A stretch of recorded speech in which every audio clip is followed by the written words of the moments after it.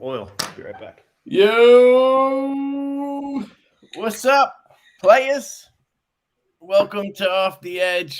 Got my partner Javon here, and we got an empty room as well. I'm just kidding. What's up?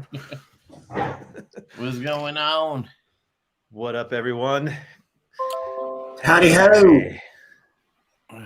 You like how I changed your name there, Javon? I did. I was going to let you kind of dictate that. I saw you put your You know, Instagram. I didn't. was like, I'm nah. seeing someone saying they were at CCKS. Yeah, I'm looking forward to doing that one in the fall. But what's the bigger one, the fall one or the spring one? Well, I watching Stevie's videos, he seems very underwhelmed unless he's going to tell a story that's different than what Is he's he been there? posting throughout the day. Stevie's there. Yeah, he's walking through. Look at his Instagram page. Pull it up. I seen him last night. He was live, like at home. Where's CK? Pull up his Instagram feed. It's in Cali. Yeah, it's in Cali. I mean, Yeah, I he's see in him doing it. Washington. That dude will jump on a plane and like nobody's business. He's nutty enough for that. Yeah. Yeah, so check it out. I've been watching him going, this is I what was I literally think. talking to him today. He didn't say shit about that. He was at like he's joking. Oh, okay. He's at a gas station. That's what I thought. They look like gas station now. See, I'm so gullible. Everybody thinks I'm a nice guy. I'm really a prick who just is gullible. Yeah. Because I saw that today, and I'm like, wait, what? So, Hey, John. No, I'm not. I'm not by the fireside today. That's my bedroom. I'm in the dining room right now because these tend to run late, and my wife likes to sleep, so I got relegated. I got relegated to the dining room, so it's cool. A happy life, a happier life than being able to just live your dream and do what you love to do and be successful and set trends. Keeping a wife happy even eclipses that in terms of goals every day. If you guys want the best out of me, I got to make sure I don't upset that apple cart. The fuel that really lets it run. That's right. Yeah, Stevie wasn't there. No, that was just me being stupid. You got to understand, I went to 63 Grateful Dead shows back in the day. I've got like middle-aged dementia. That'll do it. Yeah. So how was CCKS, guys, in the chat? Was it worth your time? Was it cool? It's close to the fall one is close to the gathering, and I've done the gathering the last couple years, 2 or 3. But I think this year if I don't do both, I want to do the CCKS this year. Well, I can tell you my closest experience would be the Nashville Custom Knife Show, which the year prior, 2021, was the New York City Knife Show. I'm going to that next week. It moved to Nashville, and the first year. So I went to it because it's so close to my hometown, and was amazed by how small and quaint it was, but how much access I had to TRM and Hillary and Marianne and their team just right there. And then Dave at ProTech and Andrew sitting at the Demco table with nothing but stickers because he sold them all out Friday, because it's actually a 2-day show, which I heard that the California show is only a 1-day. Yeah, they're usually only 1 day. The New York custom one is only 1 day this year. It's 2 days.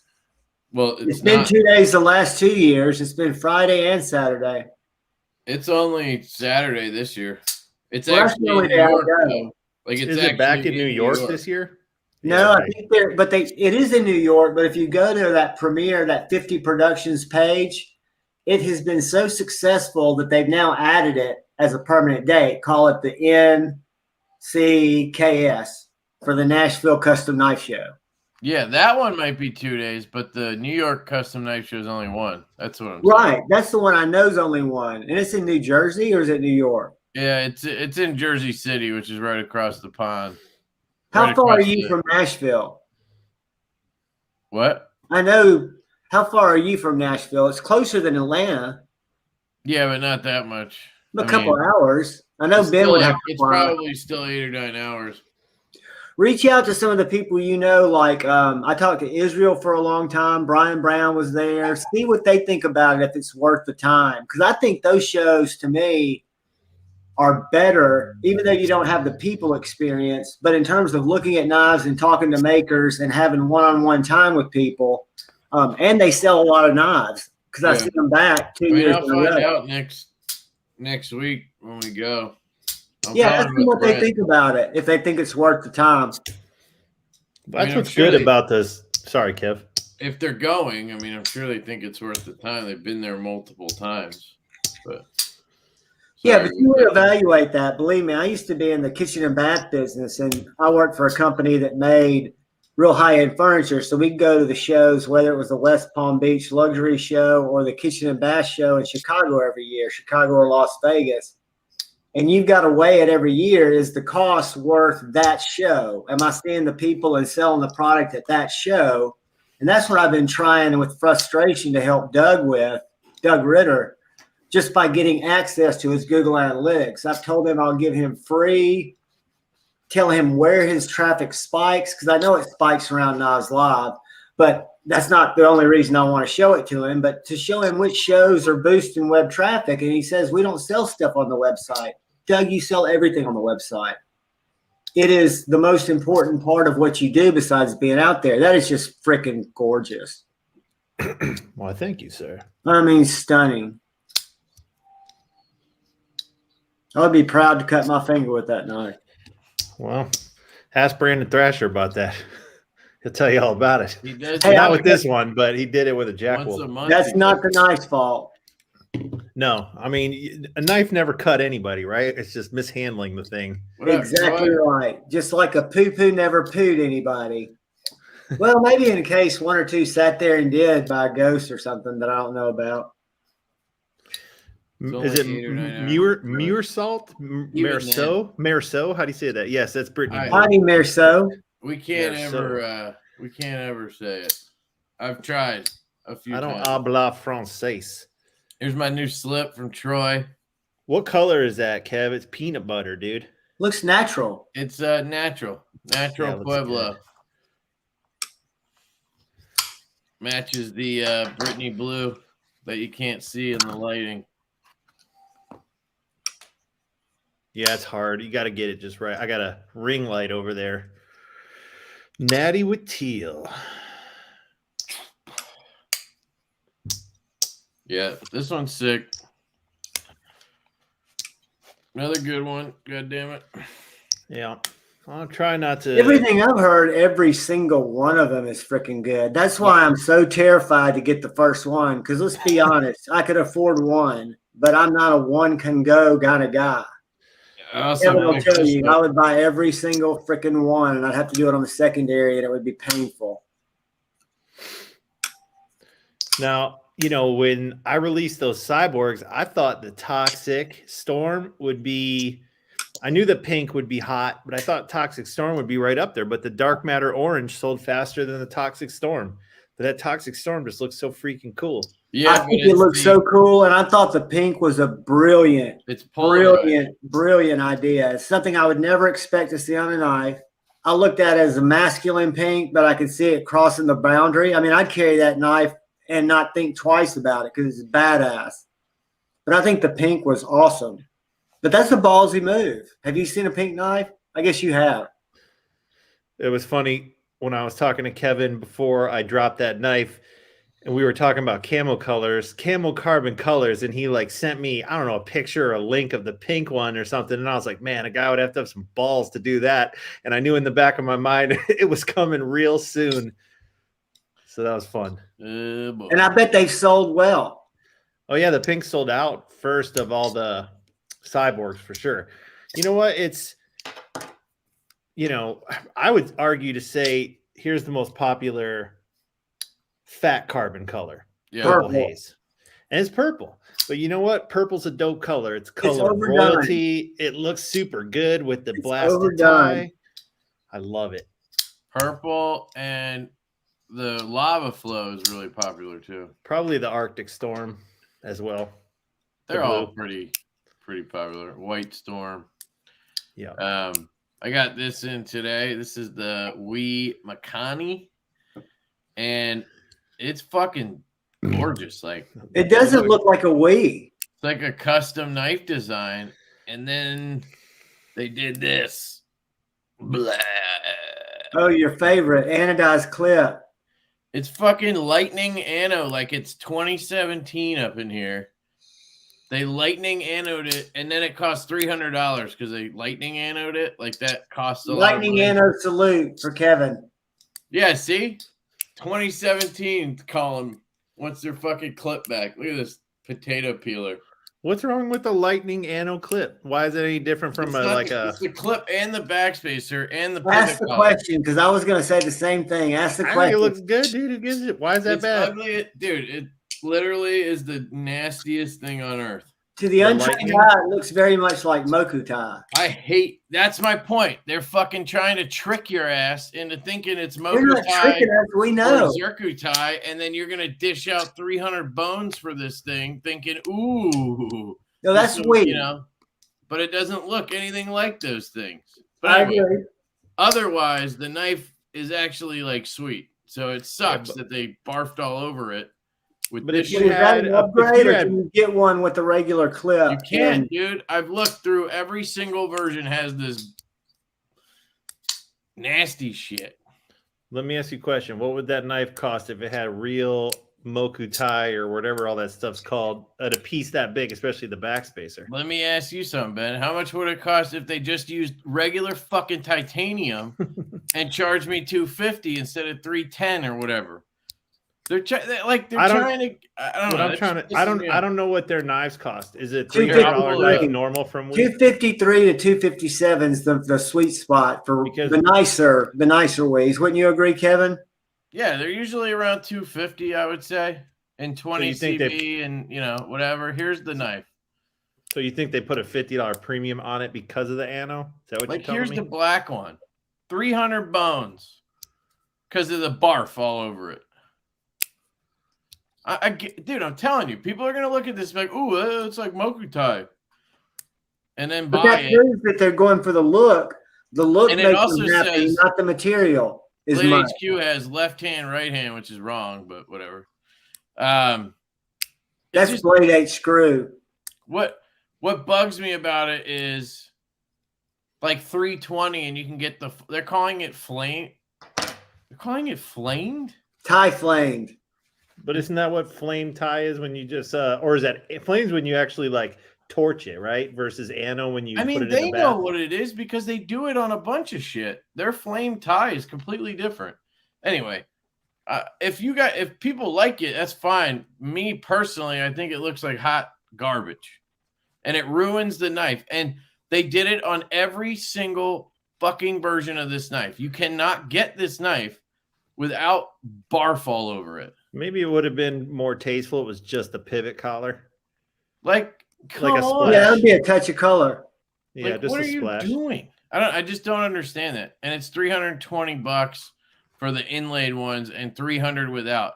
So that you're literally paying what, $50 for the barf on it? $45. An easy 45. Like, for what's the, another Wii knife that just came out? The Trogan. Hold on.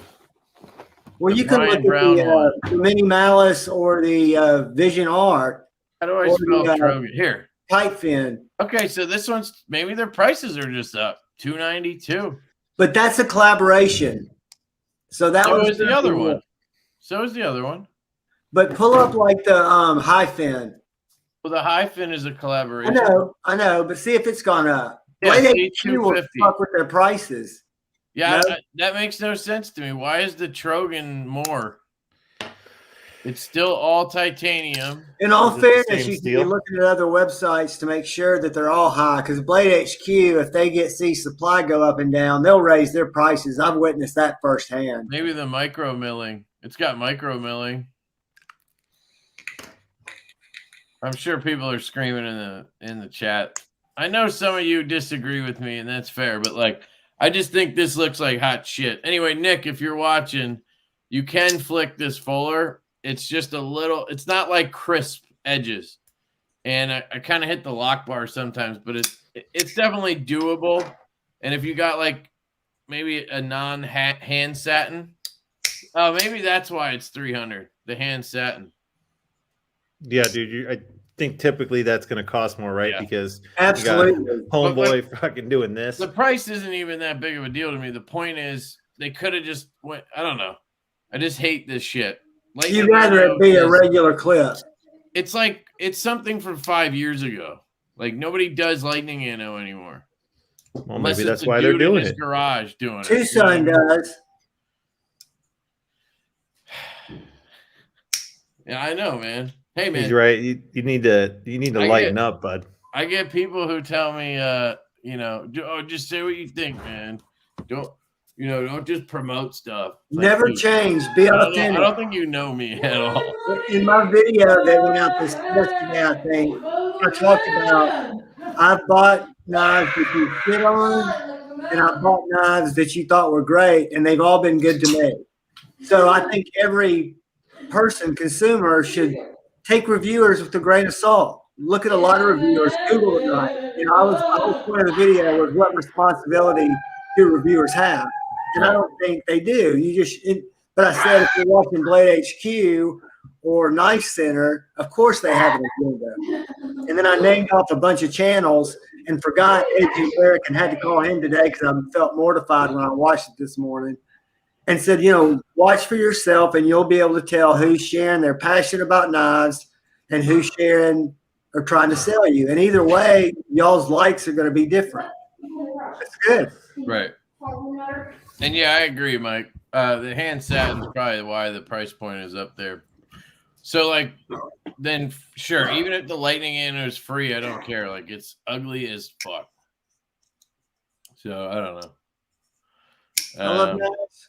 Ben's got a party going on over there. I got my daughter acting like a 12-year-old. So how old is she? She's 12. Well, all right. That's what I'm saying. It's not a party. She's just being a kid. Those are good years. She doesn't know that she was on a live stream, so I told her. Did she have buddies over? I don't know what she's doing, man. I haven't heard a peep from her for like the last 2 hours, and all of a sudden she's hooting and hollering. So I have no idea what's going on. But usually about this time when they should be winding down, they crank it up, Especially that's what's happened with this new generation. Everything happens online, and they're always getting beeped or beeping at, and they engage with people when they're out and being active, which is usually at night. Yeah, I know my daughter did. She's 23 now, but she's still, I can't get her to talk on the phone. I'm like, you've got a $2,000 phone I bought you, and they don't use it as a phone. Yeah, it's almost like just a phone as a technicality anymore. What's $253.69? I think when you were talking about the price of the Wii knife, that the high stand, maybe. Hey, what up, Knife Friendly? I haven't seen your name in the chat before. Welcome. Hey, Knife Friendly. Hello, sir. Welcome. What up, Trey? How you doing, man? Hope you're having a good night. Once you go Jack, you never go back. That's right. That's why I'm terrified. Hey, real quick, this is not a shameless plug, but I give the Javon seal of approval on the Divo knife shirts. This is one of the softest T-shirts in my collection. It came today, and it is on point. Kevin's all about that tri-blend. Dude, the tri-blends are the shit. Oh, did you see my shirt today? I don't know if you can see it. Does it say the pronounce Knipex? Knipex. That's how you say it, guys. How do you say it? Pronounce Somebody it. left a comment on my video, and they posted a video about it. And they were like, "Hey, we made a shirt," and I was like, "Where do I get the fucking shirt?" Like they didn't link it.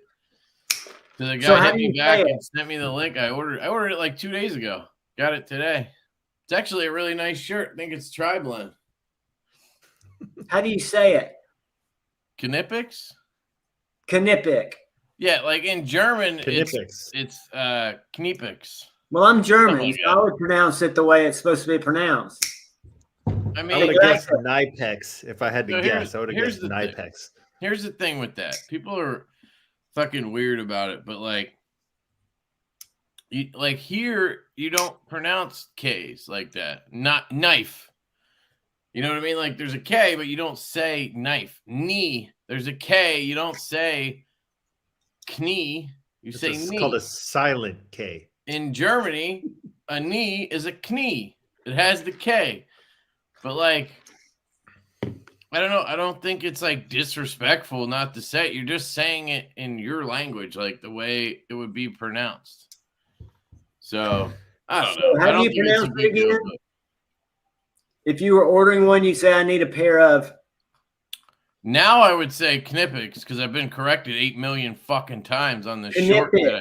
I posted a short. It has like, I don't know how many views it has now, but these motherfuckers they're fucking relentless. Like these goddamn tool experts on the internet that come across it because they watch tool videos on YouTube. And then my short pops up and they're like, this fucking piece of shit. He's so dumb. One guy called me tarded.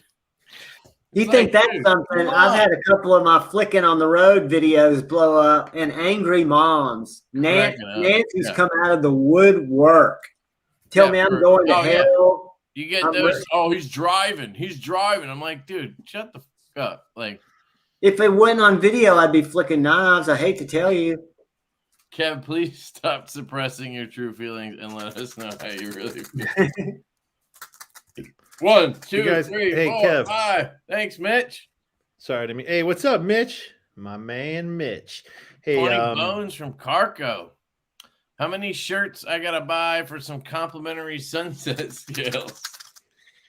I don't know, man. I'll tell you what. If you buy 10 shirts, I'll give you a set of scales. Or you can just buy the scales. Yeah, I'd buy the dead nuts because it's got Divo knives on the back. Yep. Yeah, we got all kinds of shirts now. Luckily, my business partner is a graphic designer, so it worked out. We got Slip Life shirts, Divo shirts, a bunch of Divo shirts and mugs. We got Lefty shirts and mugs, Dead Nut shirts. Just out of curiosity, are you having to buy your merchandise and warehouse it, or do you have a partner that you can just order through? The orders go through them, kind of like a Teespring, but not Teespring. Yeah, it's called Printful, and I think I heard about it from Ben. I'm not sure. Yeah, I think I told you about that. But, hey, answer like Cheeto Teespring. Bandito's question. What? Answer Cheeto Bandito. Do you guys know where I can get a leather slip with a clip on it to put in my pocket? Show off the one you got from OCD for EDC. Oh, yeah.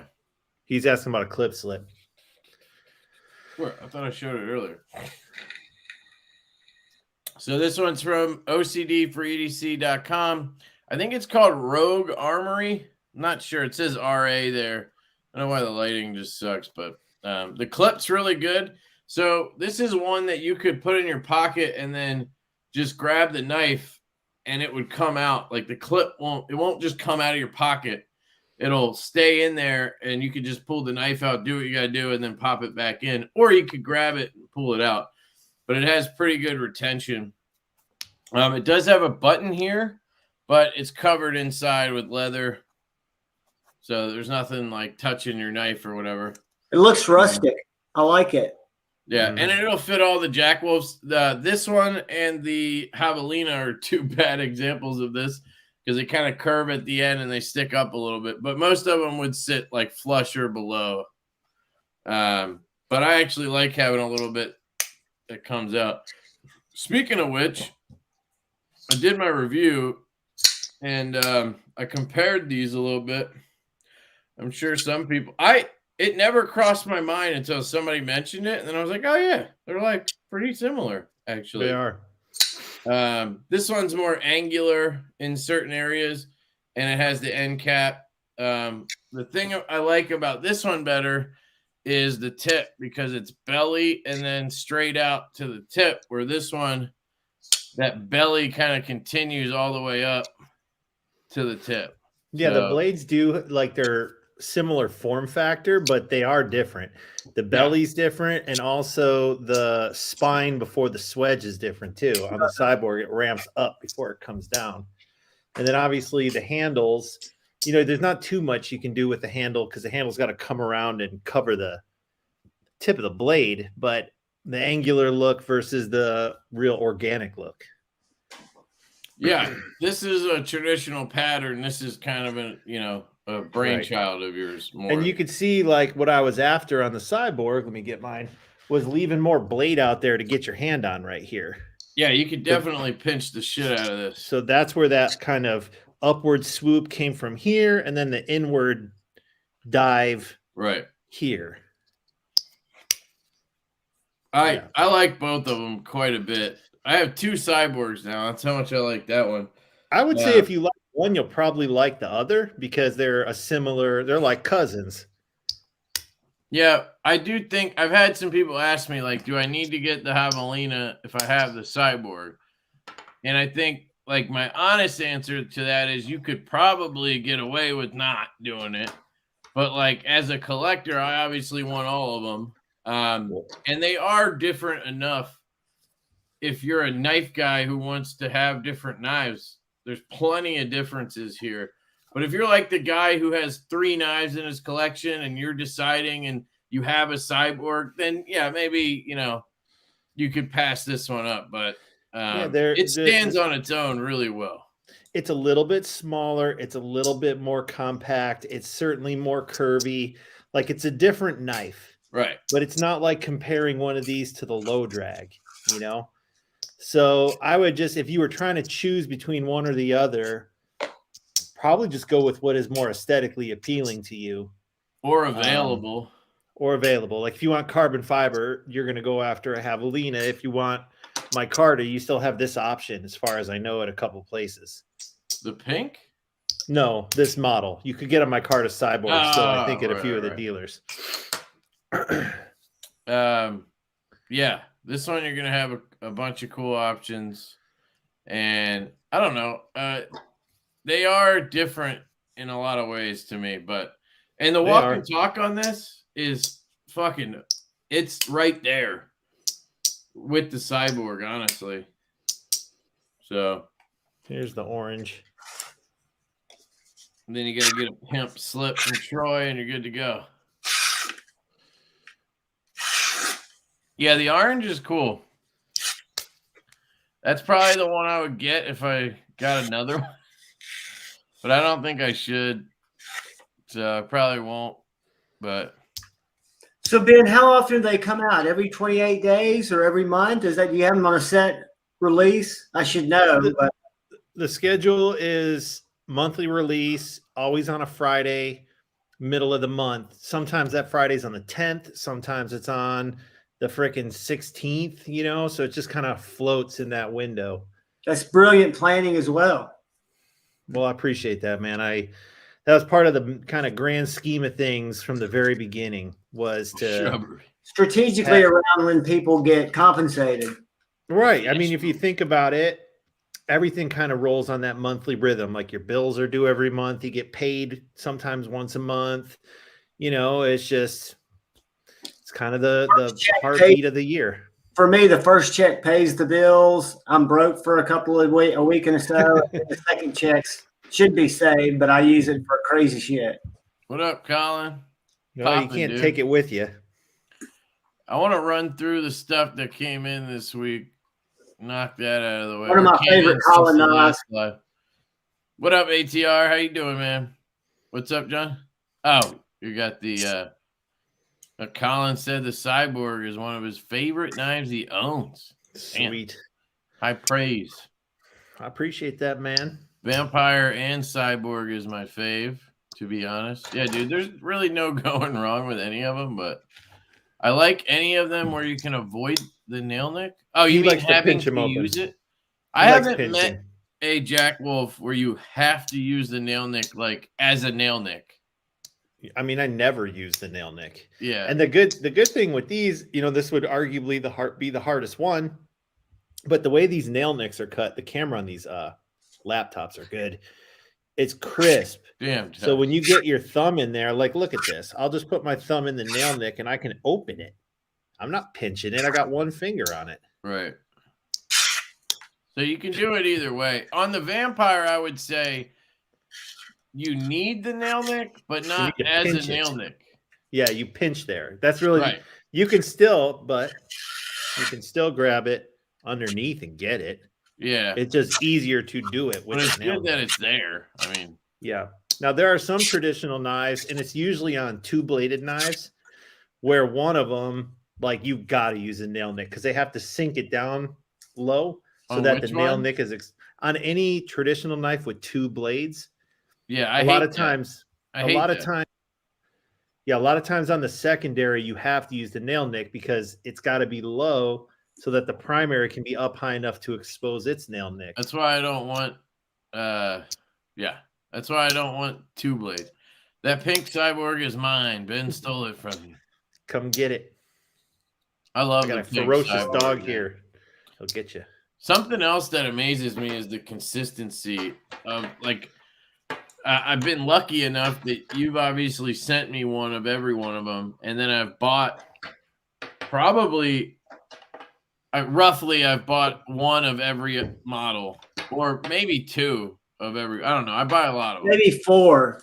And Be realistic. You're amongst friends. it depends. Like the Venom, I bought 3, I think. So I had 4 total. The Vampire, I think I had 3. But anyway, my point is the consistency is pretty incredible at how they hit. Like, I think out of I have 11, right? There's 11 models out. And I've had 2 of you. Let's say I've had 25 Jack Wolves come through, and I've probably handled 40 at this point. I think I've had one that wasn't like spot on perfect compared to the other. And I know that's crushing your soul just hearing that there's one. But like one, that's fucking really good out of however many that I've handled. You know, first of all, I QC every single knife for guys in here that don't know that. Like, if there's one part of the job that is maybe not my favorite, is the sometimes like 20 hours it takes me to QC every single one of these things. But I can catch issues with some and I call them out. And so I just say to myself, like, would I give this knife to my friend? You know, Right. and if the answer is no, then I don't put it out there. And I miss stuff. Right, of course. Again, You know, but that's and then brilliant because the user experience is probably 50% better than if you didn't get involved. I think it's really important. And, you know, I would consider I learned that lesson. Right. It's, you know what, because how easy is it to just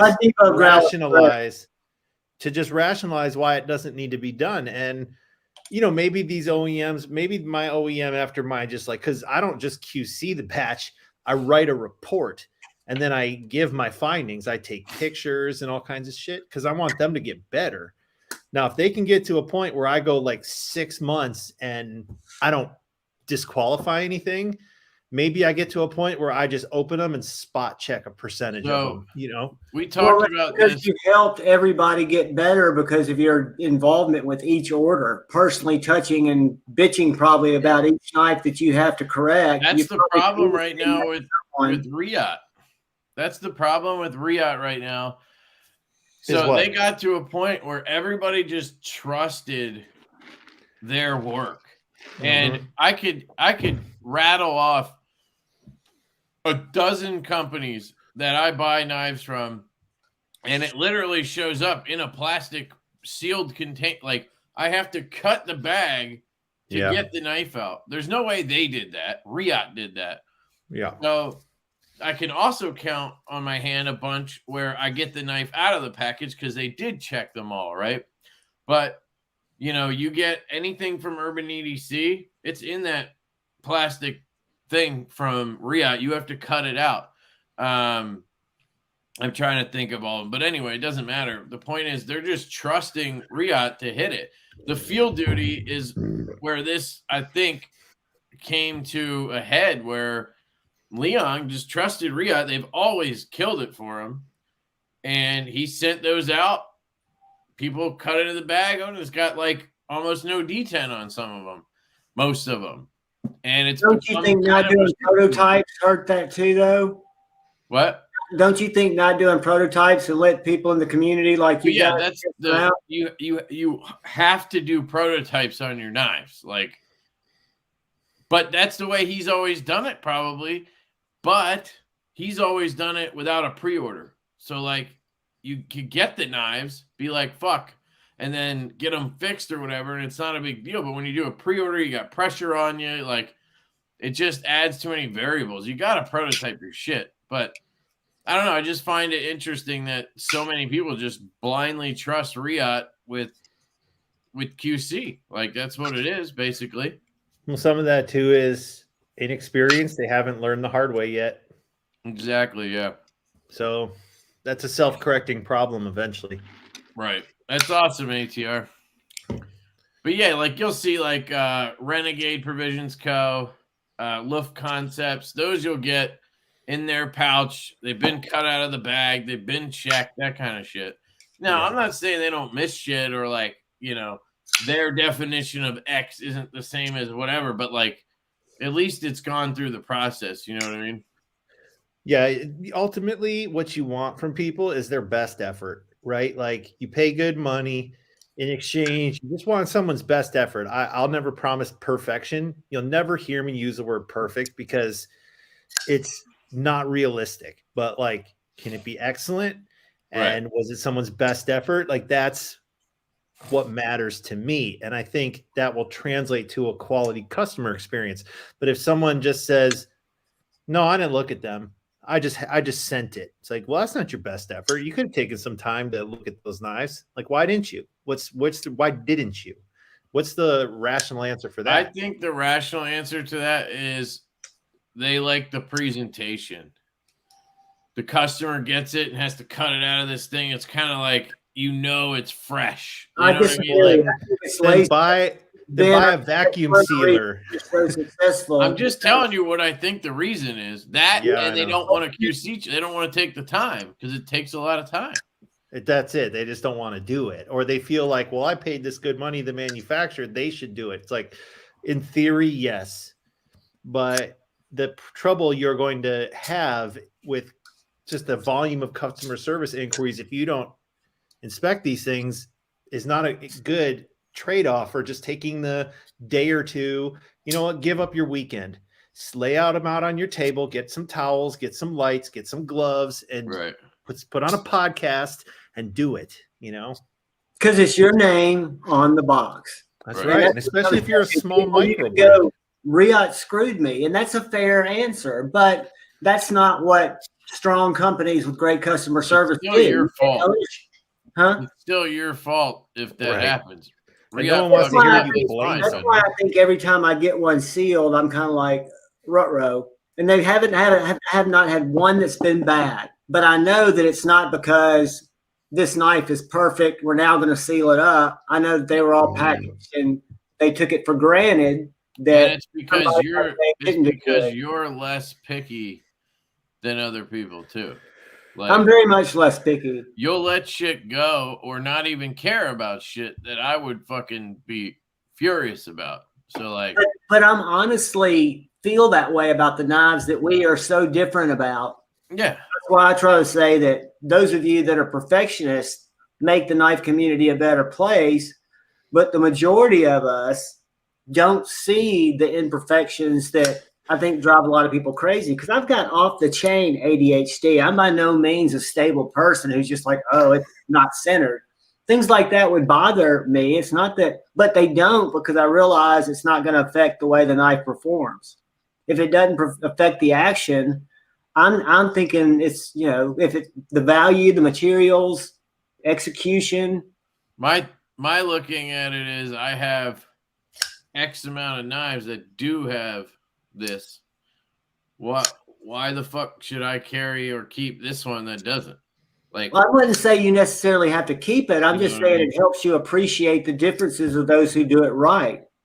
It helps. Yeah. You're also a more mature, seasoned individual who's learned to have patience and not get so wrapped around the axle, whereas Kevin's a little bit younger, a little bit more tightly wound. And that's a good, I mean, if I was just in my business, I would be the exact same way. And there was a time, if I wasn't a functioning addict, where I probably would have been, but thank God I went through the trials and tribulations I did that kept me even keeled.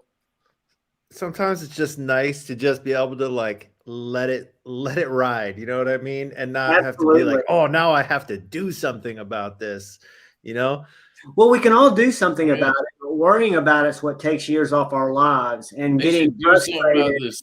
raising our blood pressure. Kev, was the tip sticking out of the bottom of that, dude? Yeah. This is the worst sheath ever. It's I not don't even think a it's, sheath. I think he attempted to make it a sheath because there's something going on at the end there. I don't think he did, because I talked to him and he was like, I think this is just packaging. Because he knew I was well, that's misleading though. anybody who made one already for the knife, and he gave me a company and they made knife sheaths that looked like Yeah, but this. like, how do you make a fixed blade and not send it with something to carry it in? There are Like, a lot so of this fixed is blades that are this is sold that way, useless bro. to me. A lot of these Kev, makers there's are taking all their time. They don't have a Kydex machine, and they don't know somebody like Troy or Joe that they feel comfortable reaching out with, because they're literally working in their garage or in their shop, hammering out knives, thinking, "Oh wow, I don't know, He's I don't right. have a Kydex machine." Now, the way Kev, you think of someone who's trying to give someone a solution, not a problem, you know, but Yeah. a lot of fixed blades are sold without sheaths, and vendors who they? sell fixed, yes, vendors who like Bark I Rivers. guess don't it's come with kind of sheaths, like a do they? slip joint without a slip. Now that's a little different because you can still put it in your pocket. Yeah. But That's however, the thing, is it's like, this is completely useless to me. I can't carry it. You can actually carry it as a pocket dropper, because there is something going on here, and I've put a lot of pressure on it. Yeah, I know you won't. It's not safe. I'm not suggesting that it is, but I'm suggesting you can't with your thumb push it through the bottom. You can't? If you do, I'll send you mine. I just did it. Push the blade through the bottom? Yeah, the blade's sticking out the It's bottom. sticking out right now. Well, that sucks for you. Kev, there's typically you buy a fixed blade without a sheath. Look at mine. You go to a vendor that sells sort of sheaths, small, medium, and large. They're not like perfectly fitted. They're but assuming it's you not have uncommon. something, I guess. Yeah, I they get it. just buy something. For me, like it this, and put it in, and then there's your carry solution, because you're gonna carry it on your side, and that's got decent retention. But I wouldn't carry this fucking sheath for it with anything, because it's not my jam. I just don't have one that it would work with, so it kind of killed it. But anyway, the knife is cool, and it's only $130 for the knife. Did that come from traditional pocket knives? Too. Yeah. Yeah, I've been eyeing those. Yeah, he sent it to me to check out. It's in some kind of carbon steel. I don't know what it is, but it's ABEL. It's listed as something else, but is that what it boils down to? Is it listed as something else? I bought so many fucking little fixed blades lately. Yeah, it's listed as some kind of carbon steel. Carbon steels are good for fixed blades because a lot of times you're sharpening in the field. So yeah, but that's cool. Why they do that. It's cool. I just wanted to point out that I don't like the sheath situation. The way I look at it is like, don't give me, if you're going to give me something, make sure it's of a standard. Like that thing where the knife pokes out the bottom, like just don't give me anything before you give me that. 8670 carbon steel. 70. Right. Exactly. Well, Jason, that's what, like, don't give me anything. Shout out Grant to just got a Jeffrey Dawson with the 5 memberships. Thanks, bro. Sorry, I got to put up the dual cam. YouTube doesn't let me show the membership donations. It's so dumb. That's or weird. StreamYard. Why? Thank you, Jeffrey Dawson. I don't know. It just, you'll see the super chats, but it won't show the membership donations. Extremely dumb and annoying. So then somebody else has to donate for me to see it. You should make a review about it. A StreamYard review. Yeah. Anyone who gets one of these J Callies now from Jason, he's bought a Kydex machine, the real one, to make small sheaths. So he's making Kydex sheaths, but it's not the kind of sheath that has great retention, but it wouldn't stop me from buying a knife because I wanted a leather sheath, or I wanted a different, like an Artemis. Is that pronounced right? Artemis. They make poo holsters, and they made this holster or this sheath for like $35, and it's a great sheath, and it was pre-made for the bull trout. I get it, but like, he could do the leg work and find somebody who does Kydex and just get some goddamn sheaths made. I don't think, and then sell it for an extra $10 or whatever it costs. Like I don't know. Like I was actually kind of excited about the knife because I was like, shit, I could carry this on my belt, kind of like the chickadee. It's really small, you know. Or I can't believe you're not. Whatever, but I can't believe you don't want to make the investment. Have Troy or somebody make you a cool pocket dropper. But I'm not gonna go spending. You know, like if I go to Oak City, it's like $90 to get the slip. That's like almost as much as the knife. Then you've got $200 in the knife with a great retention. Did you go to the?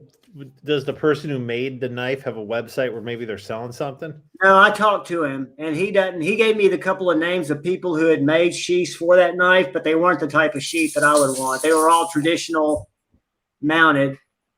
Right. Because they're just in Pendleton, South Carolina, but I don't let that sour me from the experience. Because that's another reason, I guess, is some people would prefer Kydex, some people would prefer leather, so they just don't give you anything. Yeah, some people prefer a pocket sheath, some people prefer a belt sheath. Now, like for example, I share space, office, or workspace with Corey. He's a knife maker. That dude has zero interest in making sheaths. Like he can't even keep up with his list. Yeah, he buys them or whatever. He's got a guy in town. He's lucky to have a good relationship, but he's going to be in a situation when that guy stops making those things. He's going to have to figure it out. And it's even then relationship, and he feels comfortable putting his name associated with that sheath because he knows what he's getting, and he's got the relationship of reliability. Yeah, it's like an interesting rub for these fixed blade knife makers that they almost have to also be Kydex benders or leather crafters. Like Joe Malone does Kydex. Or you just know a guy who can make your Kydex. I don't think it's that hard. Most of these guys make their Not own everybody Kydex. wants Kydex, bro. Yeah, it but scratches the blades. It does scratch the blade. It just comes with it. You know what I mean? Like, and dude, this guy's not going to care if it scratches the blade. Like, I know, I understand that, but like at a higher price point, like crazy right here. You've got hand rub finishes and stuff. Not everybody wants Kydex. Not only that, bro, but sometimes these knives are unique each and every piece. So they're not going to fit up the same. I know a guy, he's local here, Sacred Bear Knives. I bought one off him. And he's like, do you want the Kydex or the leather? He had both. So, and that's because he has relationships with both. When I talk to Jason, ideally, and he'll probably be reaching out to you, Kevin, to get information about Troy's capabilities. But evidently, I'm guessing he didn't tell me this, but he reached out to Joe and wasn't able to get something worked out. But he's not looking to make any money on the leather sheaths. He just wants to be able to offer them in 2 sizes. So as a knife maker that's doing everything in their garage and their full-time jobs, probably $600 an hour tattooing, being one of the best tattoo artists around the area, it's hard to do it all and get it all worked out. That's why the community needs to throw beans like, this guy might be a good partner for you, or this guy might be able to sell you a bunch of sheaths. Or you can just do what we were talking about earlier. You find somebody who sells leather slip/sheaths in small, medium, large. You just buy a bunch and then you send it with the knife. I don't care if it's perfect fit or what. I just need something to put the fucking knife in. Yeah, you don't want a crappy sheath. sheath. I can actually carry your knife. I would not want that. So you got to do something. And so yeah, then you get Kydex that rattles, and you hear the orchestra of people crying about rattling Kydex. Or you get leather that's not tight enough, and it's the knife sliding in and out. I get it, dude. If I was a knife maker, you'd rather have the tip sticking out of this when it shows up. No, I would buy the knife knowing it doesn't have a leather slip. Then I would contract with a high-quality sheath maker, and I'd order a sheath. That's exactly what I do. And I'd have a little bit over $200 in a really nice sheath and a really nice knife made by a guy in Pendleton, South Carolina, and a leather maker in XYZ, wherever. But I want to know that I enjoy carrying the knife first. But do you ever enjoy carrying the knives? What do you mean? Okay, so how would I know? I have a rubber band around a piece of. But you get a Roman cloth. You've handled and carried enough knives to know that that's a much heavier knife than the chickadee, that would require a different carry method But you should be able to tell, no, it's a little bit heavy for me, or somebody that's smaller than you, like me, who goes, I can't wait to get a sheath for it because it is going to be a little beefy, but it'll fill up my left pocket and be comfortable. It's not I a don't know total. why you're making excuses. It should just come with a fucking sheath or something. It's hard for It's a gray area. It's not that black and white, dude. That's like saying every growler should come with. There's not a good analogy to cross over, but for something clip, it should come with a fucking clip. It has a clip on it. You should be able to carry your knife. It's not. I'm not asking for much, am I? I just want to carry the fucking thing. I don't care how. If it's not great and doesn't work for me, I'll find another way to do it. Put some duct tape. Put some duct tape on the bottom of your leather slip there and make it fix it. And that's also why they have the tech locks and all this shit, so you can turn your Kydex sheath into whatever you want. But Ben's very accurate about Kydex. Is not everybody doesn't love Kydex. Kydex, you can buy the really nice Kydex that has the soft lining, but then you're looking at $100. Where I'd rather have leather, personally. Yeah. And that was my point. What he's saying here, if you buy a knife, I just want to know if I like it. It's going to come with a bunk sheath. It's a good enough sheath. Everybody's going to criticize the shit out of it because they feel like if the sheath is in there, it has to be an excellent sheath. So that's you're opening yourself up there. And then you're going to end up spending more to get a good sheath if you like the knife. So now you've bought a throwaway sheath. I don't know. Fine. I think if you like it in your hand, the fact that hey Kev, just buy a fucking sheath for it. You know what I mean? There you go. And just buy a sheath. If you like the knife, buy a sheath. If you don't, you can sell the knife and the sheath and make your money back because somebody will appreciate. Unless you're left-handed, then no one wants it. By any of the people that we know that make sheaths, that is a badass little knife. So much so that I'm going to get a Warncliffe too. I think you guys are. We're just being argumentative with you. I would say that if I was, you're not getting my point. Which I know exactly what you're saying. You're saying like, don't sell me something I can't use. You sold me a problem. I can't carry the knife, and I'm saying you got a defective problem. It's either going to go in my kitchen. It's either going to go in my kitchen and what or it's just going to be gone. What's happening with it, if you guys want to know, is I already made a list to see if other people want to check it out, and I'll send it around. And then I'll probably give it away because I have no way to test it or use it or carry it. I've carried mine over 20 times. I can't do that without a sheath, and I'm not going to go buy a sheath just to review it and then probably move it along anyway. Get a reviewer. That's not sure. It's not for me. The knife is probably not for me. That's fair. But like, I don't know. I just like. You should at least get them to replace the. I shouldn't have to spend half the cost of the knife to make it carryable. Well, I'm sure you could find a. Then you might as well nylon sheath. Then you might as well sell it to me for an extra $50 and give me the sheath with it. I'm going to do that anyway, right? But I'm just telling you, from talking to a lot of these fixed blade guys, they don't want to deal with it. They'd rather make it your problem. If you don't like it, don't buy the knife. Buy a K-bar with a nylon sheath with a plastic insert in it. And I don't like people making it my problem. Or buy a silver stag. Clearly. I don't know. I get it. I'm kind of just because you guys are arguing one way and the other way, but it's not as big of a deal, but like it does kind of suck. And like it does, and I do think you got a defective one of these because I have carried this in my 511s or 501s, whatever you call those pants. Your influence made me buy too many of. I've carried this knife without problem. Now I do have to take the whole sheath out because I keep the rubber band on it to take it out like this. But I have no problem using this as a pocket dropper, and I've never had it, even if I push as hard as I want to come through whatever. You could see the glue on his came unglued. Yeah, kind of like Kevin does when you get him talking about no sheath included. But I know TWC would send you, or traditional pocket knives would send you a replacement sheath or carrier. I already talked to him about. I'm not, man. See, like I'm not trying to get it replaced or anything like that. I don't care about that. I'm just making a point about how it shows up. That is a slicey looking knife. Look at that thing, dude. I can't even see it. It disappears It when looks you get way the angle wider. right. It looks way wider there than It doesn't to Well, me. It's fish-eyeing the When you camera get to a lens. certain You know what angle, I Yeah. mean? that knife looks bigger on camera. It's not. One In a thing I've good way. learned, especially when I go to the knife shows, is I don't care how many pictures or videos you've watched about a knife, you have got to get it in your hands or in front of your eyeballs to understand its I agree. scale and the way it feels. Same thing with like wristwatches. You can geek out on wristwatches all day, pictures, videos, magazines. You go to the store, you put it on your wrist, you'd be like, dude, I've been lusting after this thing for weeks. I tried it on, I hated it. You know, it's just not me.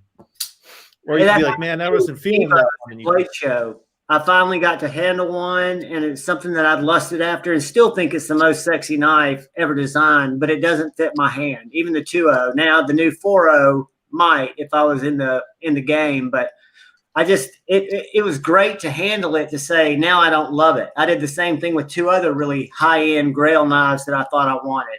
Yeah, that always I might sucks. get, because I'll change my tune down the road. I always do. Spending a fortune and then finding out that the knife is not for you, it sucks. But kind of the luckily, world we that's live where the secondary market, comes around. And yeah, dude, I got it for free. That's not the point. That's not the point. It's a philosophical conversation. Yes. But philosophically, I think it's a very good knife. And I think if you buy a good fixed blade, you should almost expect, like I have when I've bought them, to be buying either a Kydex sheath from Artemis, because I think they're a great company, or a leather sheath from Joe or somebody else. I can't find it, D-Metal. My wife told me about it. I can't find this. It's horrible. This I infamous. got one by mistake. I thought it was mysterious. cherry, and I almost threw up when I tasted it. Really? I love the cream strawberry soda one, so with I don't milk see in it. why. Somebody send me some.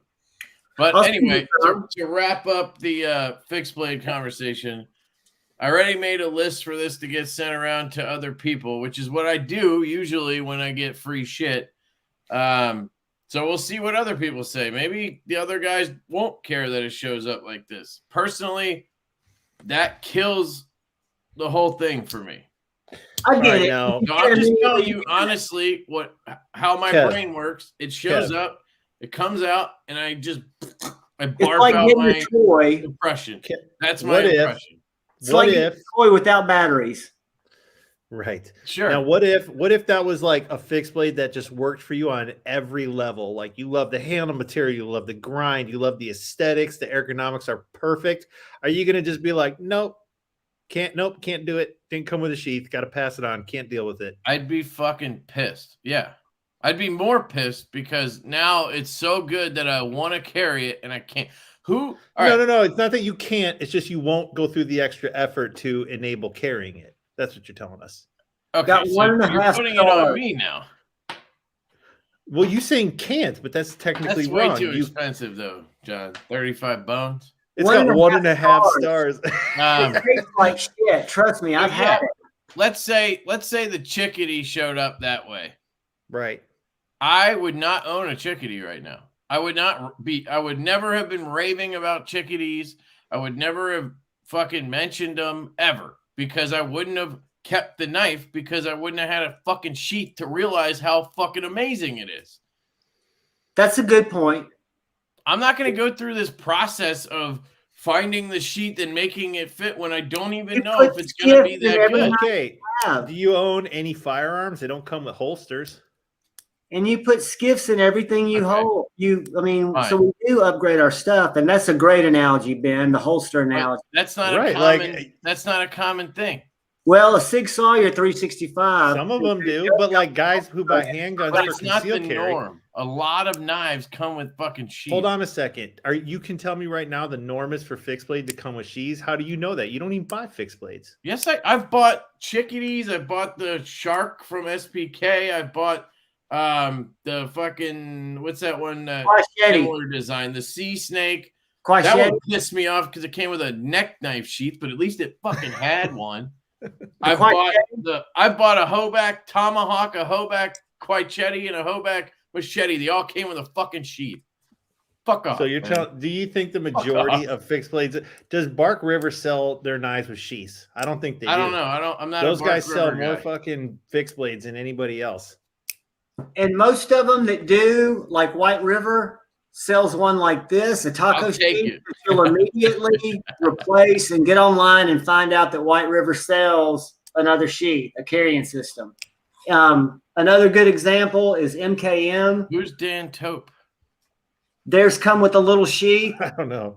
but they sell a carrying system, a little leather thing that's actually really good as a pocket dropper. But they sell those are cool. The magnet thing. You know what's even better? When the knife comes with something that is useful for other things too. Like this? Yeah. Or like what he has there, that magnetic sheath thing or whatever. Yeah, it's very Bark River does sell a sheath too. Okay, so you can buy it with it. Okay, that's fair too. And maybe this guy does that. I don't know. It's not about this knife in general. That knife guy does not do that. This knife is cool for $130. It's in fat carbon and it's dope looking. Like, it's not about this knife. It's just a conversation overall that we're having.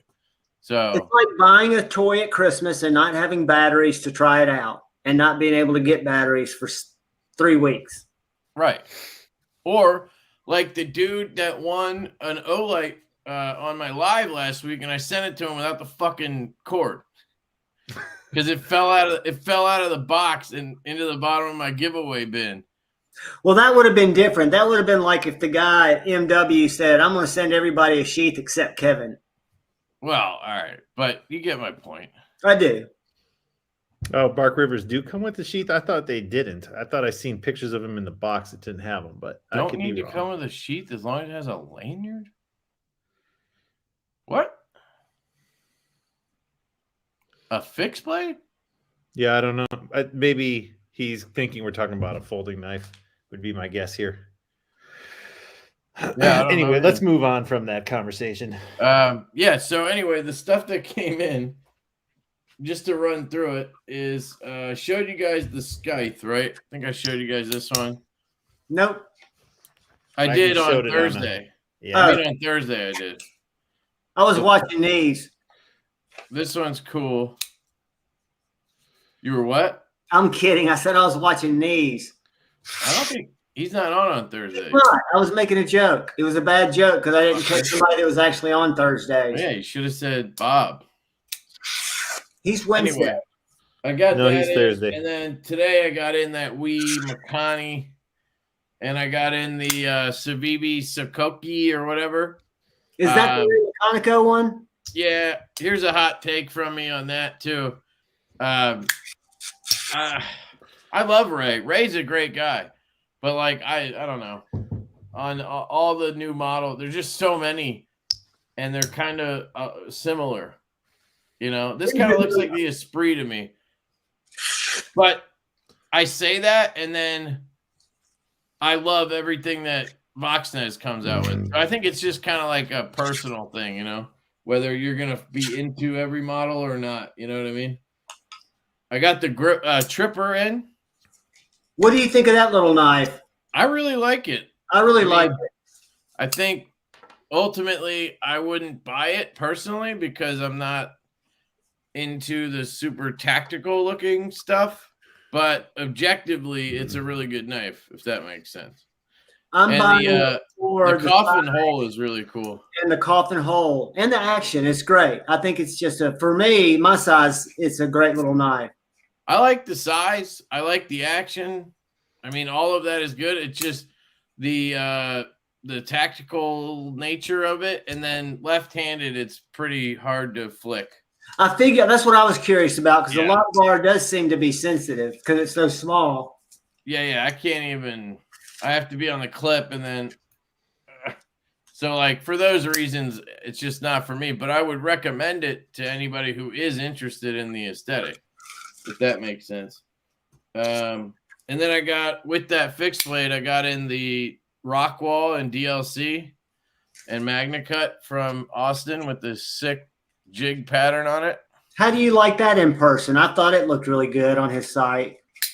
It's great. The that's why I asked him about it, because the DLC just looked really cool to me. So yeah, it's awesome. And the knife is like, man, they've gotten way better at making these from the first batch that I got. To be Yeah, expected. mine from the third batch is one of the snappiest little knives I've got. Yeah, the studs are a little Close. sharp. And I I can't don't get know if it they're reversed. sharp. They're just like I don't know. I feel it. You know what I mean? They're After a close to the while. scale, I think. I can't get my reverse flick finger in there good. Oh, I can do that pretty easy. It's just they're just kind of like, it makes my finger tender after a while. I don't know if that makes sense. But the detent's good. All that's good. I've got a little bit of stick on this one, but I'm hoping it just wears in over time. But that's really cool. And then he also sent me the matching bear, which is sexy as all get out. Very nice. Yeah. And I did, I mentioned in the unboxing that the Magna Cut's at 61, which I was kind of like, I thought they kind of improved that from the first runs. But I'm wondering if maybe it's just because it's DLC, because that usually knocks a point or two off. Could be it was at 63, and then because of the DLC, it knocked it down to 61. I don't know. Let me ask a question. Would there be any logical reason that because the blade is so thin, the blade stock, that a manufacturer would be wise to keep it a little bit lower than optimal? And I say optimal with quote marks, for what it's designed for, so it doesn't chip all the time? Because when I saw the bear, it was very thin. Yeah, but so this is a knife where Magna Cut is so good. Which is funny because when it first came out, I didn't think that way, Magna Cut. But think about it. It's super thin, and you have a steel that stays tough even when you cook it higher, right? You're going to get toughness, plenty of toughness, and then you would get really good edge retention if you took it up to like 63. So I don't know. Like, I would prefer it to be at like 63 or 64.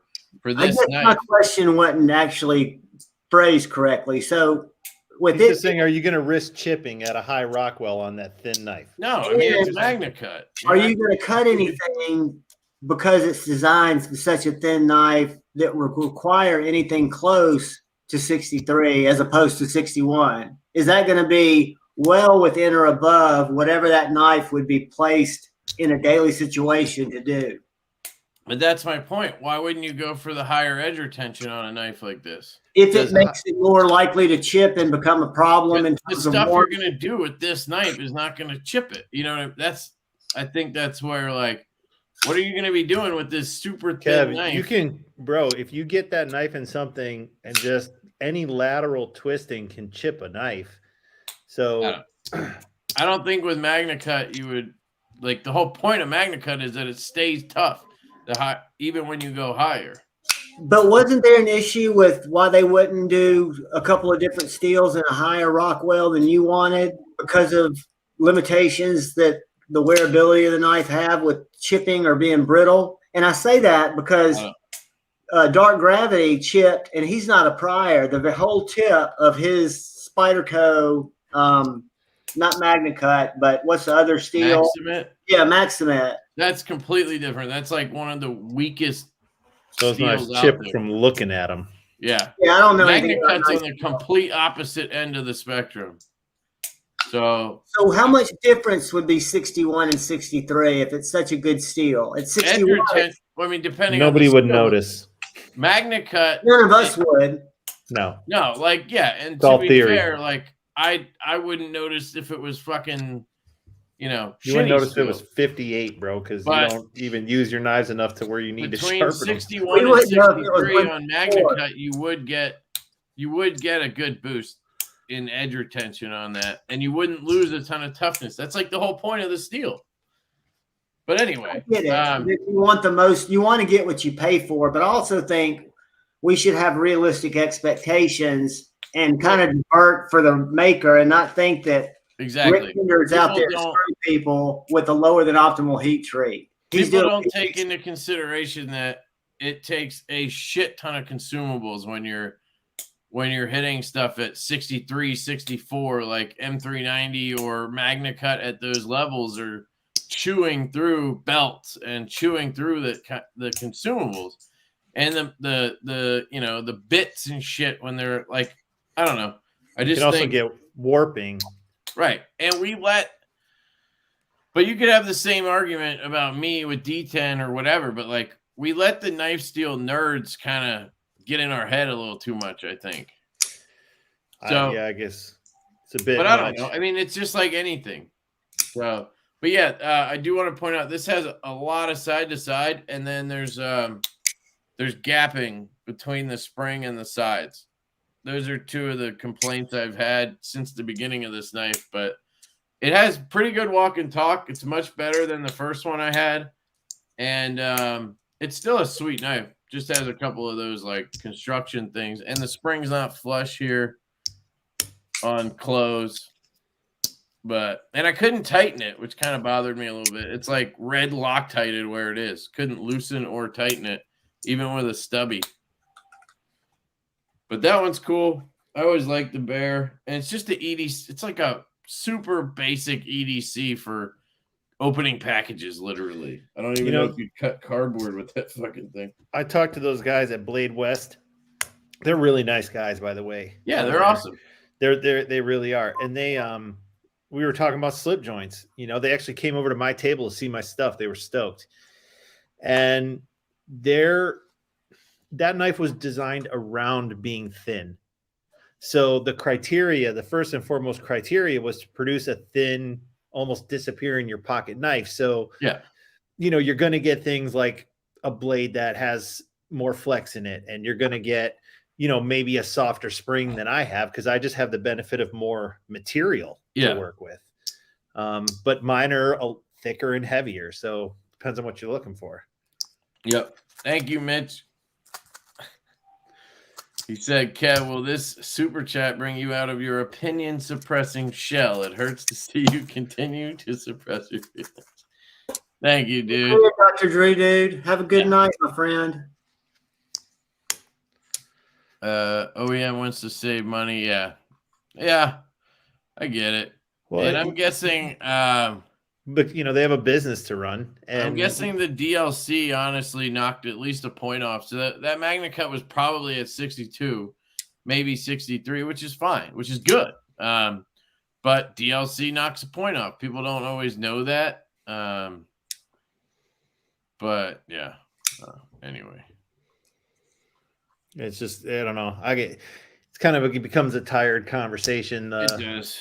It doesn't goes truly nowhere. affect that many of us, but it's just like anything where the people that it does, it's really important to them. So I get it, but it does kind of make me feel that way about steel when I really don't like. It really doesn't matter to me. So it's like one of those situations, Well, I trust your opinion or observations on it as much as anybody because you're seeing it from both sides, right? And you're one who will probably be the first to admit you open Amazon packages. Right. Exactly. So you're going to be fine if your heat treat's not optimal. But you got to balance that with getting what you pay for, too. Like, I don't want – just because I don't notice doesn't mean I want it to be trash, I totally agree. And I think the argument I've heard is the difference between 61 and 63 would not make a knife trash Magna Cut. As opposed to not trash. Like 59, 60 is pretty bad. 61 is like getting to where it's like okay. How many Amazon packages could we open though? 50 before showing 100? But again, that's not the actual argument. That should never be the argument. Is like, well, I could still use it just fine. But it's like, yeah, but you paid $400 for a knife that's suboptimal, essentially. Well, you paid $400 for something. Like, I think what's important is the manufacturer disclosing what they're giving you.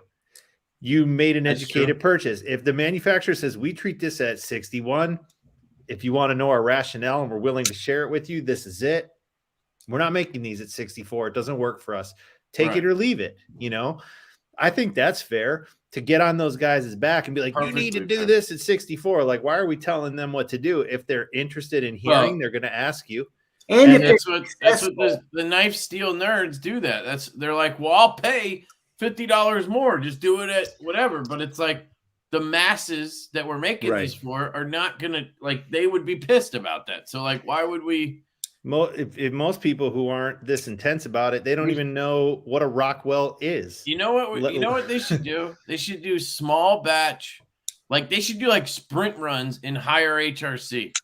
That's a fucking genius idea. Somebody run with that. And how much more would you charge for that? Because I would personally not pay for it. But like, so our normal runs are at 61, 62 Magna Cut. It's $300 for the knife. But we're gonna do a run of 100 at 65 fucking HRC on Magna Cut, and now that knife is gonna be $400. And it doesn't have a warranty. Well, no, it's a $400 knife now, so it still has the warranty or whatever. It's probably, you know what, it would be interesting. But that would be an production standpoint, like that probably doesn't make sense for large manufacturers because you're heat treating in gigantic batches. Well, so now you have this. That's why it would be $100 more. But like, but why? You know, but why? To satisfy a very small vocal minority? Yeah, that's what we do, dude.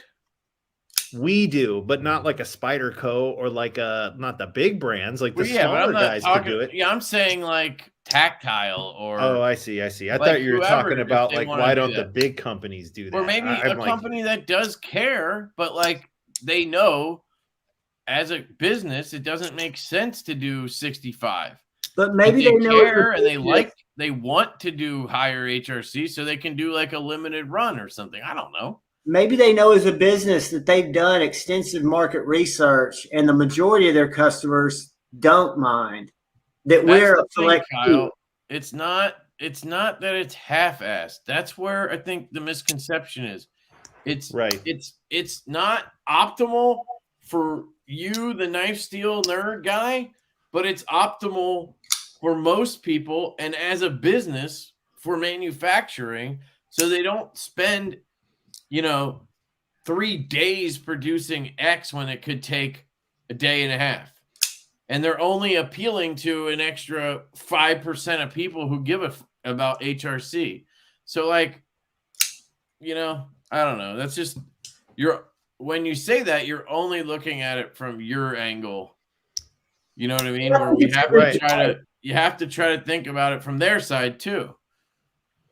Yeah, I'd say half-ass would be like a poor heat treat or a failed heat treat. You know? No, exactly. Well, if that's the case, then for sure.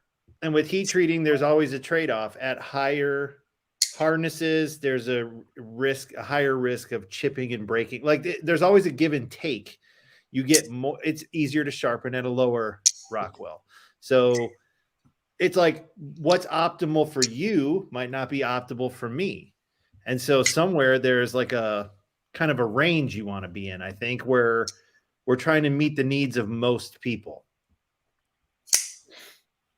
59 M390 is a poor heat treat. M390, 60 would be. See, that's where it's like. And it's like here we are talking like we're material scientists and we like do scientific testing on this stuff. It's molecular structure specialist. Yeah, I don't know. Right. Like how much, what's more important? What about, okay, so what if you could get it at 61, but the blade has like really crappy geometry?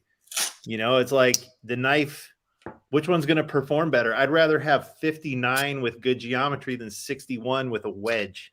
Like my brain says 60 to 61 is where I'd be like, yeah, cool. That's good. But like, it only says that because of what I've been told by a bunch of steel people. So I don't know. I have a ton of M390 and I'm sure some of it's at 59. I've never had an issue. You know what? You'll never know where it is. But that's the thing, dude. Nowadays there's more ways to know. Like people you have to have a tester. You need to have a testing machine. Yeah, but there's dudes like Transparent Knives has a tester. You send him your knife, he'll tell you what it is. That's all I'm saying is that's the only way you would know is if you actually tested it. Otherwise, we're just talking out of our ears.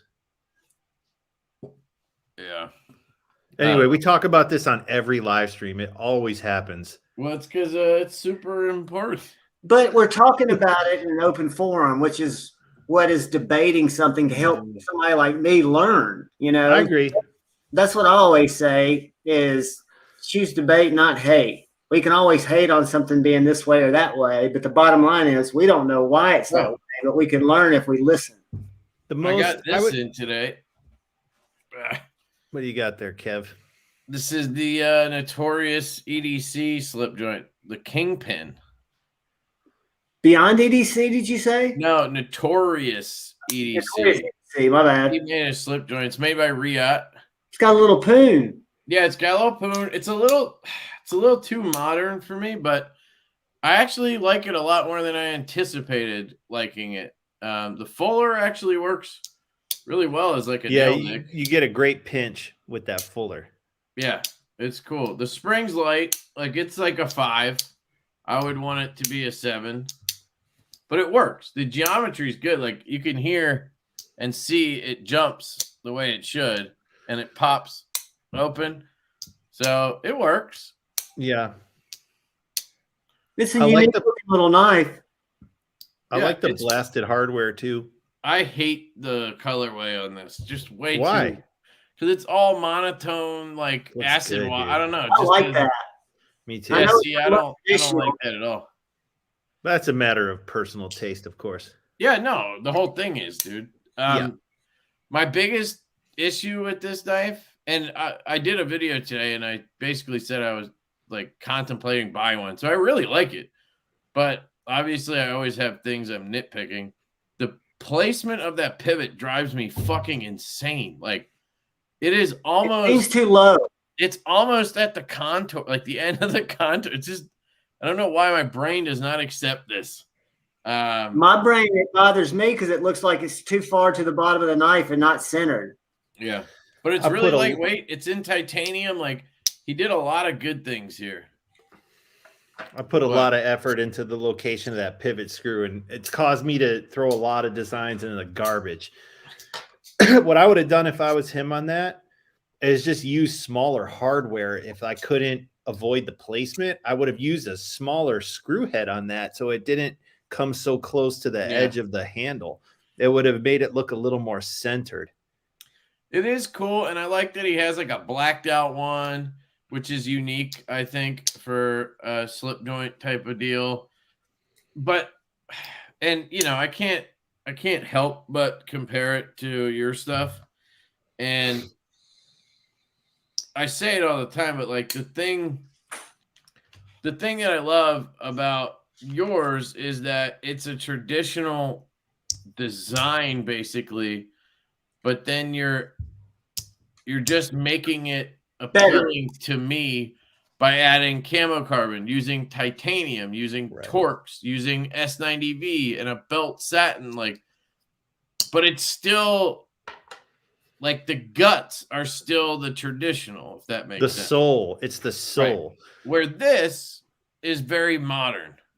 Yeah. The only thing that makes it a slip joint is the fact that it's a slip joint. It doesn't look like any of the historic things that we remember from Grandpa or our love of slip joints. And I'm not even a traditional guy, but like that still is the thing that like drives me with the Jack Wolves is that aspect of it.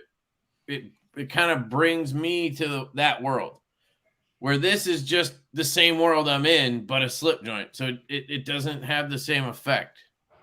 Well, a great example of that. It's really good. It's really good. Like, I recommend it. If somebody likes the look and you want one, totally get it. It's cool. For a lot of modern knife guys, you know, they really like that design because it's more in line with their modern folders. The goal with my project was to not do what he did. And that's not because I don't like it. It's just that others have done that. And I was like, man, that misses the mark for me and how I would like to present a modern traditional, because this still has the word traditional in it. I don't know if I'd call that knife a modern traditional. I'd call it a modern slip joint. Well, another big difference there is you're a true enthusiast of traditionals. I remember long before or you probably were thinking about it, but before you ever announced Jack Wolf, you were going to GEC meetups. You were always real deep into the culture and the history of traditional. So you've got it baked into what you love, where other manufacturers are probably cashing in on the phrase, right? By just saying people like slip joints, and they're not getting the whole picture. Do you Right. have one, Ben? Yeah, no, this let me tell you guys about the pivot position in this knife and how hard it was to even get this here. Sorry, I got oil on it. It's I bugging me. wouldn't say that that's way off. It's not, but this is the most dramatic one. It is But if you guys off. ever get a teardrop, look at teardrop jacks that have like are traditionally made, and you can never see it in pictures, but if you ever get them in the light, they have the pins in the weirdest spots. Because on a normal slip joint, you can hide the pin. And so they can put it wherever they want, where I'm forced to try to locate it in the bolster in some kind of reasonable place. And with the way this thing narrows in, it just leaves you with, because look, you got to have a spring there, and then you've got to have the tang, and then the screw has to be in the middle of that. And so you end up going this way. And then as far as top to bottom, if I wanted to grow this bolster up, I start chewing into the blade to handle ratio. You know, I can make this bolster as tall as I want, but then I start chewing into the space I have for the blade. Right. So this was a really hard one I mean, it's definitely not centered, but it's not like it doesn't catch my eye the way that one. That one, the first thing I see is, oh, that's like, hold that one up again, Kevin, because that's so much more dramatic. Because and guys, there is not a centered screw on any single Jack Wolf. They're all off a little bit, because the only way you can have a perfectly, because look, his is at the edge. That's what I try to avoid. That's what my eye catches. And again, it's not like a deal breaker. It's just something that really stands out to me personally. Yeah, it's a stylistic preference that doesn't line up with your jam. This also reminds me of a knife I've seen on Instagram 100 times. Do you know what it's called, Ben? Does this look like? I think it's a different blade, but it has a very similar handle. Is it a Boker? No, it's a custom slip joint. Everybody raves about them. Oh yeah. Is it Blount? JB Blount, something like that. That might be it. I know what you're talking about. It has a big, yes. I don't know if it's like a Warney, or it has a big ass blade coming out of the fucking thing. And the handle kind of splays out. The handle to me looks a lot like this. That's why it reminded me. It has the it's Brad Blount. Okay. Go to your pull up your browser. Sick. I kind of want one. I think they go for buku bucks. Okay. Yeah. But you're not going to, don't quote me on that. I also got these in today. These are from Billet Spin. They have this pen called the Cam pen that I reviewed it when it first came out, but these are lefty versions. It looks tactile. Does it have the same type of ribbing? Nope. Doesn't have the ribbing. It's got a awesome milled clip. Usually it's an afterthought on pens. They did a really good job on this. And the Cam pen goes side to side. It's not a bolt action, so it goes over and back. It has a cam system in it that pushes the tip up. I would order one because I've been nerding out on pens right now, but they only have Parker refills, I think. I don't know if there's different sizes, but Parker is my jam. And then they sent me a Zerk one with tie accents. That looks nice. Yeah. Kind of tuxedo style. I like the smooth one personally, the tie one. Yeah. But how do you like the way the mechanism feels? Because obviously I can only observe it. Yeah, no, it's awesome. I love the mechanism. It's very satisfying. But it is interesting being left-handed on it because I'm so used to doing everything the other way. Yeah. It's honestly weird sometimes. Yeah. Yeah, like I got that big idea design pen and I put the cliff lefty oriented and then I just put it right back because I liked it better. Yeah. as a right-handed setup. That pen looks good, man. Did you ever get the other one? They haven't shipped it yet. Which one did you order? Valhalla? Valhalla. Can't wait to get it. They take a while to ship shit. I have the black camo one. It's supposed to ship like next Friday or something. It said 3 to 5 business days for shipping. Monday's the 5th business day, so whatever. Did it say that for that version or in general? It was just in the email I got about, oh, thank you for your order. These ship. I'm wondering if because it's like a special edition, it might take longer. Maybe. But I know they're making them as quick as they can. I also wanted to mention I think I might have mentioned this already, but I have a Saga, and I think I'm gonna sell it because I have all these other fucking pens now, and it's like, why do I have this $300 pen? No, you're just pissed that it doesn't have a sheath. Yeah, I am. Someone said, "What's the HRC of that pen?" You know what? That's funny, guys, because the billet spin pens, guess what? Come with a fucking sheath. There's no branding on that. No, right? That's one thing I noticed is the branding. But if they could ship a pen with a fucking sheath, like, come on. But if anybody's interested in a Saga, let me know. This is number 3163. It's got blue ano. Is it a pen or a pencil? Shape. I'd sell it for, I don't know, $250. I think I paid $310 or something. How crazy thin behind the edge is that, Ben? Roughly. This one's thin. Probably. I mean, it disappears. 10,000. Pen is like 9 thousandths, I think. That's insane. No, it's 7 millimeter. Point. Yeah, dude, the Venom is. Yeah, the Venom.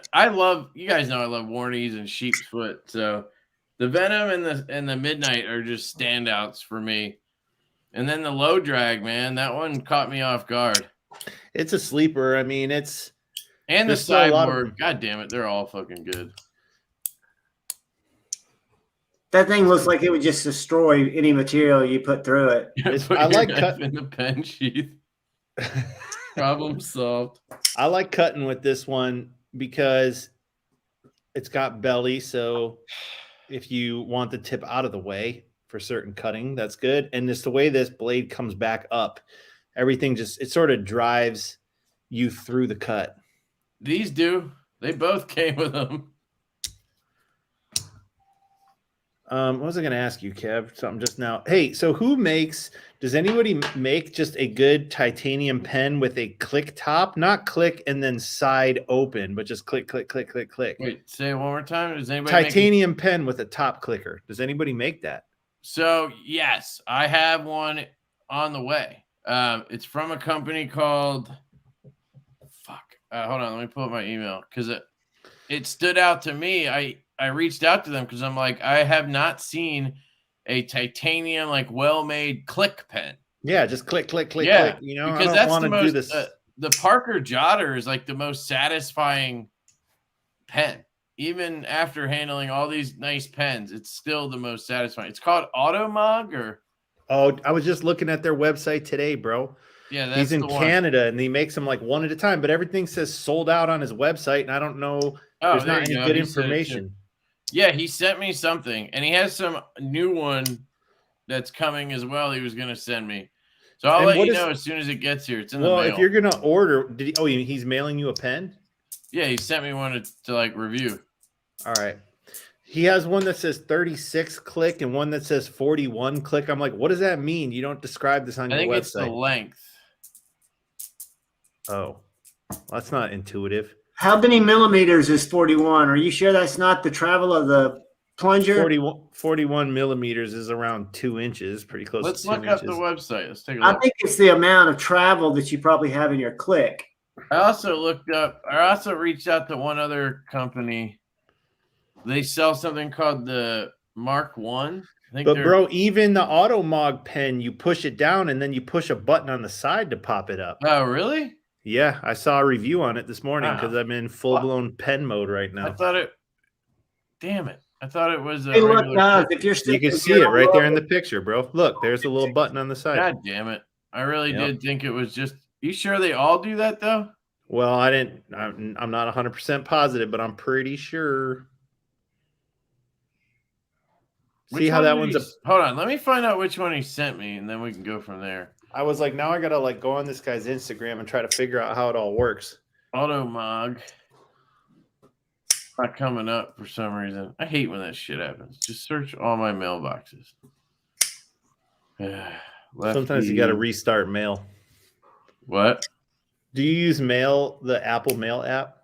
Yeah, Like it the Mail? sucks. Here it is. I use it every day, but sometimes you just have to restart it to get it to search properly. 39 clip times 1. Looks like it's $100 pen or $111. So what did I say? 36 clip. Oh, there's one without a clip. That's interesting. The only problem with the Big Idea Design one, Ian, is that it's silent. This looks sexy.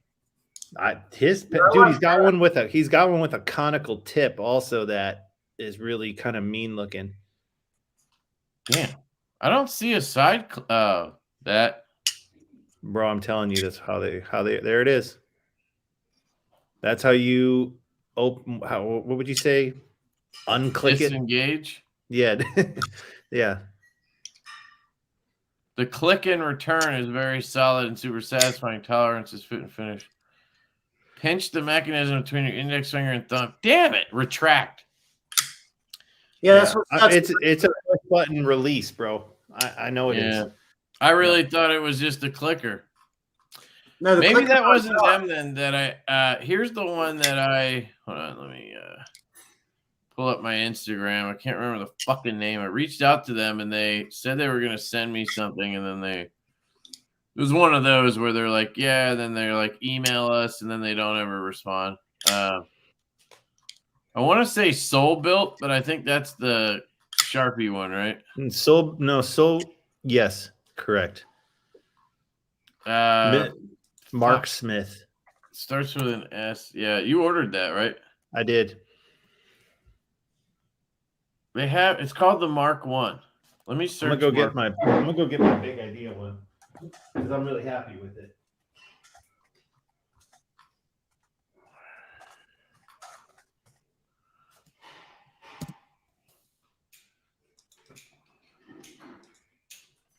How much are those, Kevin? Approximately.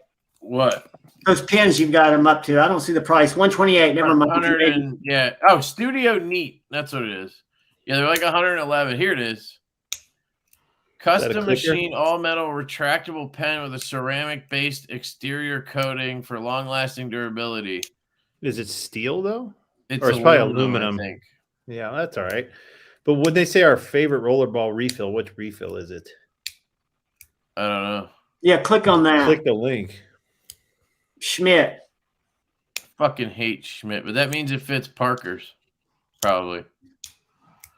But yeah, it's the Mark 1 and the Mark 2. Oh no, Schmidt P8126, or any Parker style. There you go. Well, I gotta have these, or I'm not playing my needle tips. The 8126 Mini is for the Mark 2. Oh, there's a Mini.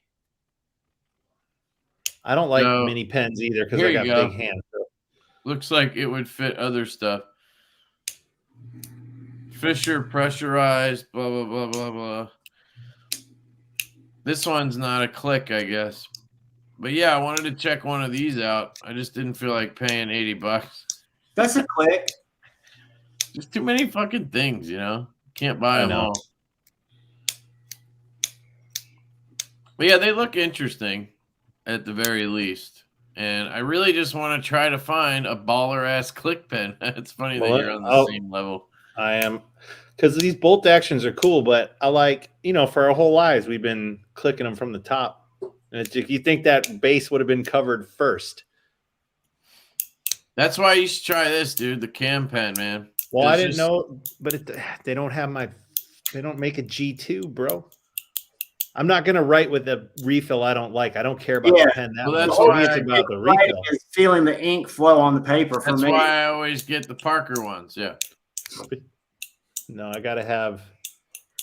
I know, dude. I used to be a V5 guy myself. Well, bro, we got refills now. V5 refill. Yeah, but I'm not. You don't smear the shit out of it with that? No, man. I just wrote the most god awful to-do list you've ever seen with this thing, and It's like I've never smeared these pilots. That's why I've been using them my whole life.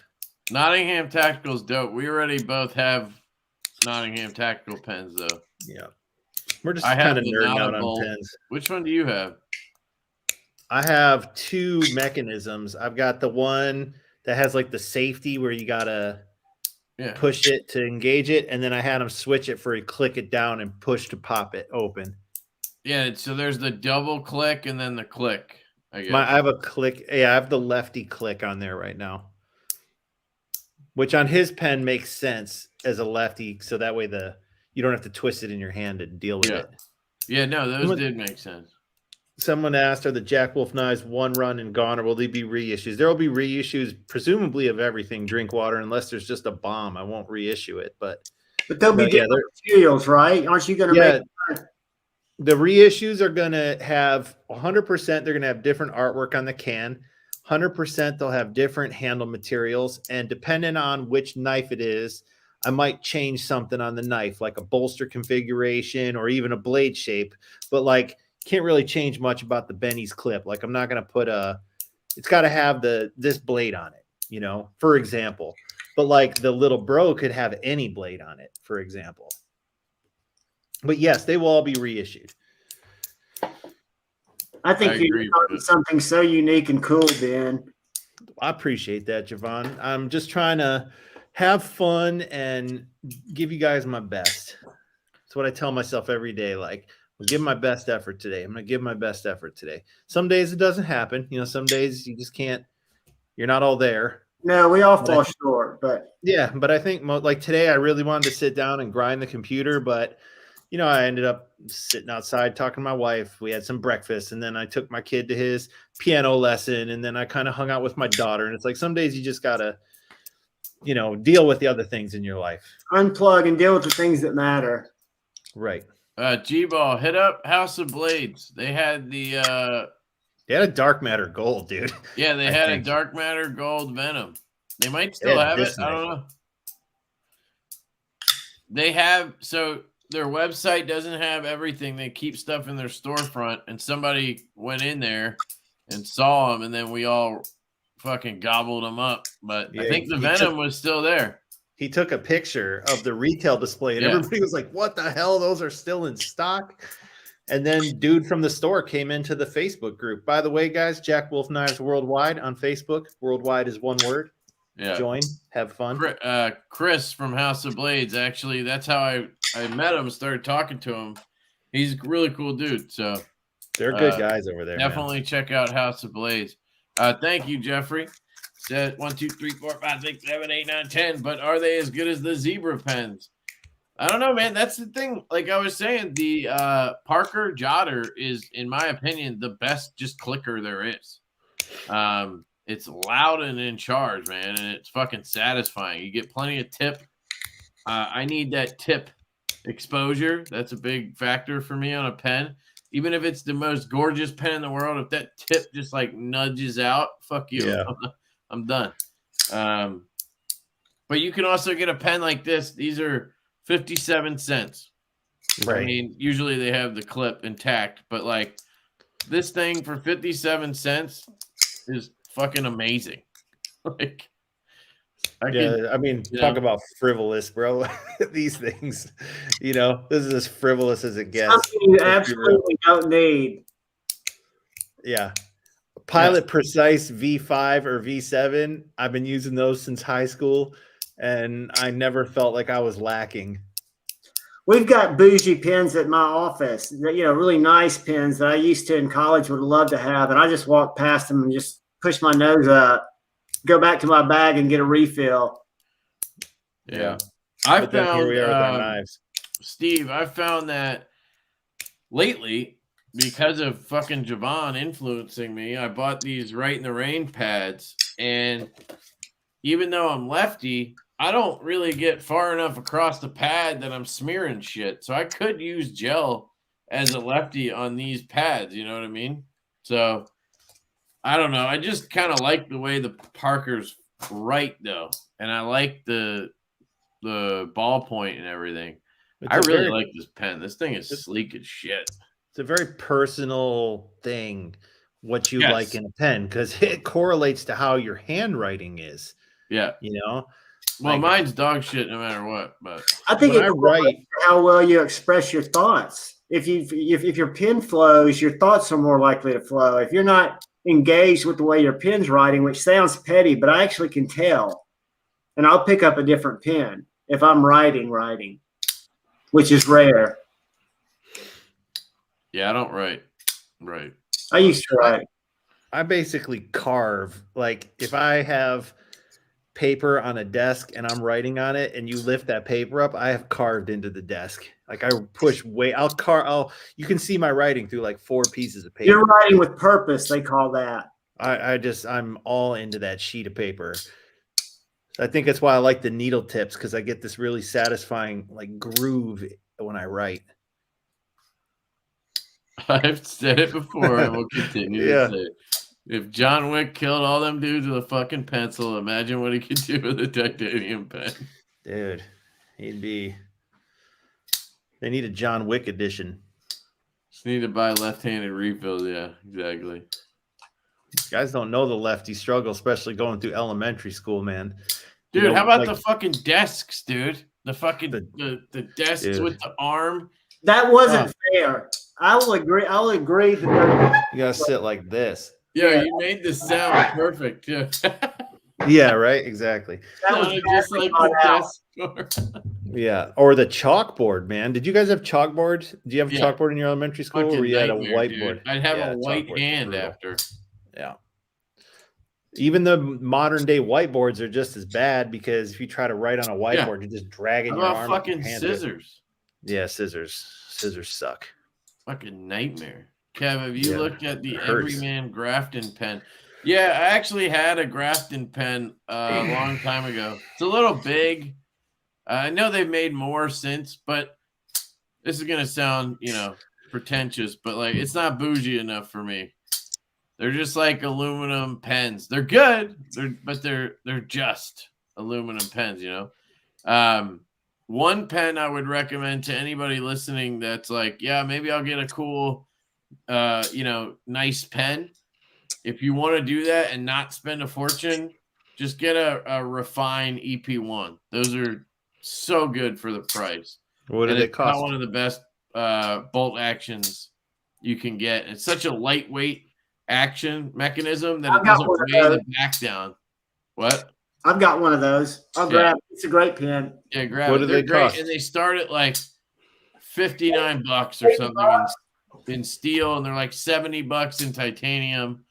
They're really good. You can get different like you can get copper to put in there. You can get whatever to like pimp it out a little bit. Have you tried those, Ben? No, I'm just brand new to this pen thing. I've had a hard because I didn't think I could get a refill I liked. So until I did the research and found out. And I switched these refills out. I either use, I think it's Parker's, but I like gels, so I switch them out to these Parker gels. Okay, yeah. But that's the size refill it uses. So you can use a ballpoint Parker. Yeah, I don't know if it would work with the refill Helix. Hold on, real quick. I gotta have a G2 refill. Well, they have different size pens. This is the standard. They make one that's longer and one that's shorter, and they both use different refills. Oh, here it is. So this is the OCD for EDC clip slip, if that's what you're talking about. I'm not sure. This is on OCDforedc.com. If you're talking about this is from Northwoods Leatherworks Co. Troy. He makes the best slips in the game, in my humble opinion. I just love his style. I like having a little bit exposed and love the cross stitching and everything. But then you also have Lancelot Leather does really good work if you like to have the whole knife covered. Same with Sage Grouse if you're looking for something more Western style, thicker leather. Oak City Leatherworks does a great job. There's a ton of Oak good leather City's makers. Going to be like a really fancy, expensive one, kind of. Yeah, just tell us what you're looking for, and then we can kind of point you in the right direction. And then this is like what comes with it. Riot makes these. Yeah. If anybody wants, everybody's like going, "Oh, look, Ben's slips the same as Tom's. He must be getting them made at the same place." I actually buy these slips from Riot because when I couldn't get the knives from them, I was like, "Well, I need to find someone to make me the slips now." And they're like, "Well, we could still get you the slips." I was like, "All right, cool," because that's one less problem I have at this point. That's funny. Yeah, I was shocked actually that happened. I was thinking like, why would you want to do that? But I wasn't gonna. Why ask why? You know. Right. A great pen is the Titaner Tac-Tie. That is just because of the fucking name. I won't buy that. Look it up though. Put it up on the screen. I don't even know what Titaner is. I've heard of it. Titaner. What is it? Mark's Titaner not going to lead us down a bad Tac-Tie. road. Tac-Tie. He's got the right style. Kev's like, just because of the name, I won't buy it. It's a fucking Like annoying I said in name. my video, just because Kevin shits on a knife doesn't mean it's not a great knife. Right. All right, this is hideous. Just saying. Is this the one? This is the one you're talking about? Is this from Home Depot or something? That's fucking god ugly. But everything Mike likes, I think, is ugly, so it kind of makes sense. I'm gonna answer a question here from Twang Thing. That's how I knew the name. This thing. Sorry, go ahead. Oh, that's okay. He said, Ben, have you considered selling covers we could switch out on the Jack Wolf knives? So the reason I can't do that is because each one of these knives, when they assemble them, they grind the spines to get them perfectly flat and flush. But because that's done by hand, each knife is technically unique. And so when you take these knives apart, all the parts are numbers and all the numbers match. So the only way they could do that would be they wouldn't fit right. They wouldn't fit as perfect as the original set. So I can't offer it because of the way these are made. Wait, sorry, what was the question? He just asked why, basically, can I sell replacement scales? And the reason I can't is because how they grind these as an assembly. Like they're fitted. They're hand matched for each knife.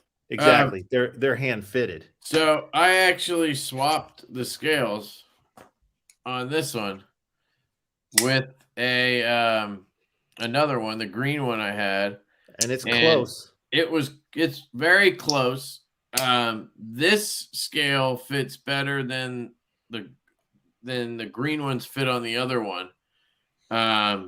So I know exactly what he's talking about. They were not and it was a little bit of a game of like loosening screws, pushing things around, tightening it back down. Like I would say if you absolutely do not have to, I would not fucking take those off. Like, you know, leave the knife alone. I did it because this one just happened to have like 0.5 stronger spring in my eyes, and it just fucking felt perfect. So I was like, fuck that. I'm just swapping them.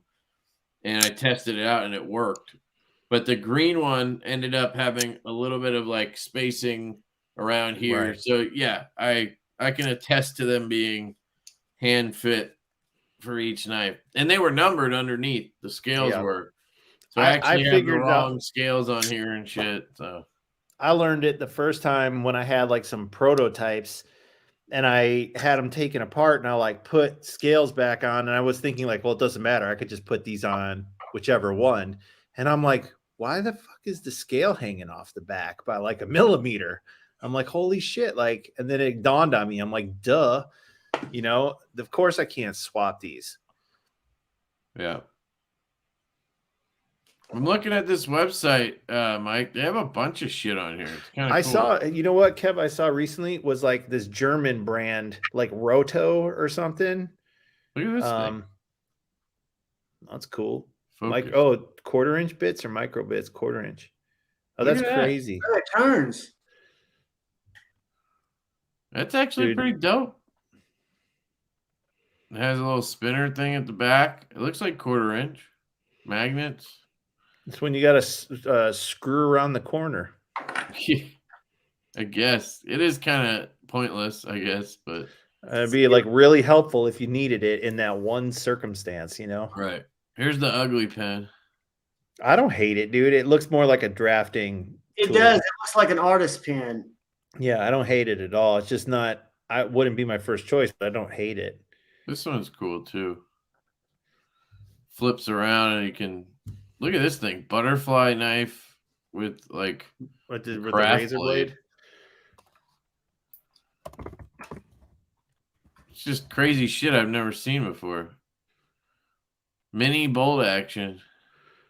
Have you heard of rotring? It's got the grappling hook. Lightning, yeah, grappling it. No.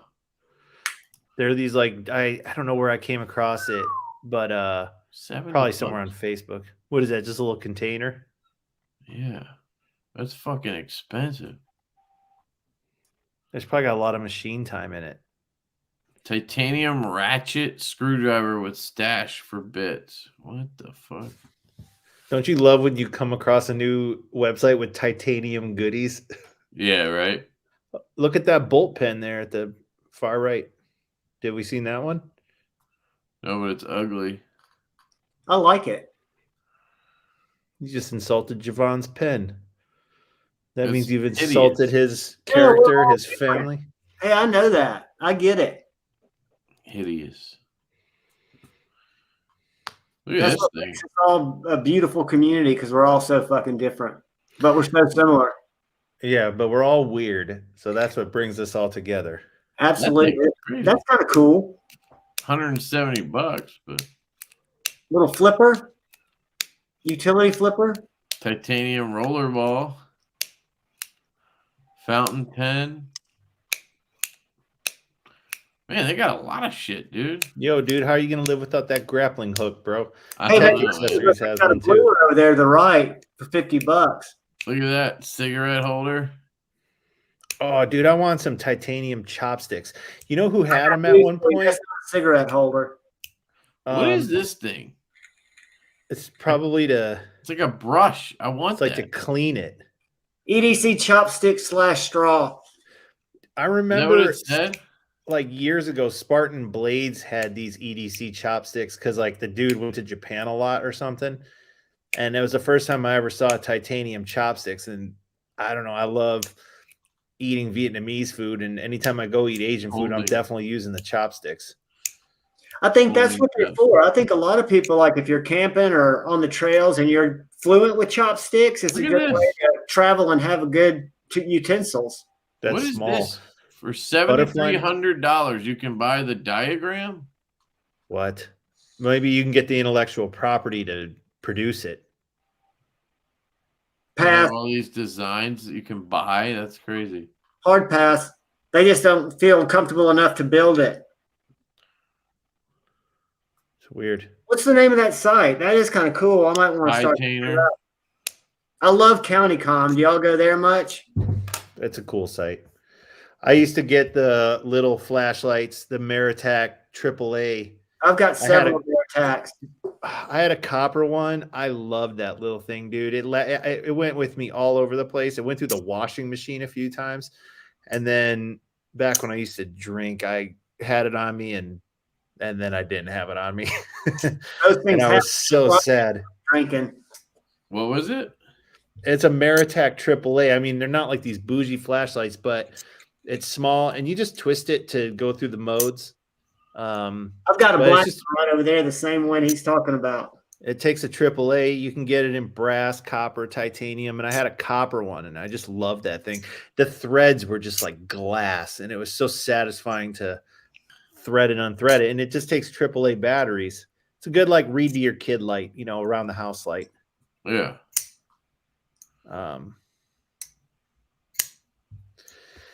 I heard about this pen brand called Rotring. I don't think they're fancy titanium ones, but they're like nice German ones that guys use for drafting and art. So I haven't really looked into it, but I've made a mental note to look at it. Lefty Pitt's got a growler question. I don't know the answer to that off the top of my head. I have to ask. I'm guessing 54 or 55 at least. Yeah, probably really low. No. I seriously don't know the answer to that. I'll have to find out and let you It know. cuts like a beast. Yeah, I know the edge retention's been really good, at least from the people that I've had testing it and stuff like that. I had one person, I think maybe 2 people with a burnt edge out of the whole batch that You have can't hit me even up. hear the knife go through it. This is factory edge after cutting a shitload of cardboard. Yeah, you've had that thing for a while. I've taken the finish off the blade with cardboard. So I don't know what's optimal for 14C. I'm pretty sure it's not even like that high. 60, something like that is optimal or whatever, but I can ask. Rotring is one I've heard of. Isn't it like mad expensive or something? I don't know. I just saw they make really nice mechanical pencils, and I used to. That's what it is. Yeah. Yes. Hold on. Yeah, our plans pen architect vibe. Yeah, because see, I learned drafting, and we always use Pentel, so that was like my jam, was a Pentel mechanical pencil. I didn't know about these fancy German ones. Yeah, the Germans are always doing fancy shit. They are, especially when you get into engineering and design. They know what's up. They're ugly, but yeah, I've seen these, I think, or knockoffs. 0.5, baby. Look at that. I got you. Yeah, are those pens or pencils? Yeah. Pencil shit. It's a pencil. Whatever. You're not gonna buy one of these anyway. Who cares? No, I was just curious what their pens look like. They look like this. I'm guessing. Hold on. Yeah. Here it says 14C can be 56 to 60 optimal. Yeah. I'm guessing it's somewhere around, the 59, 60. Yeah, this is ugly, but whatever. Yeah. They got a lot of sizes. Look at that shit. Been happy with this one. I like that it's slim. And yeah, that looks cool, dude. I honestly thought their pens weren't that good because the ones I've had that stupid plastic thing. When I get the Valhalla, I'll send you this one to play with if you want, just so you can check it out. Just send it back. I have so many fucking pens right now. It's like,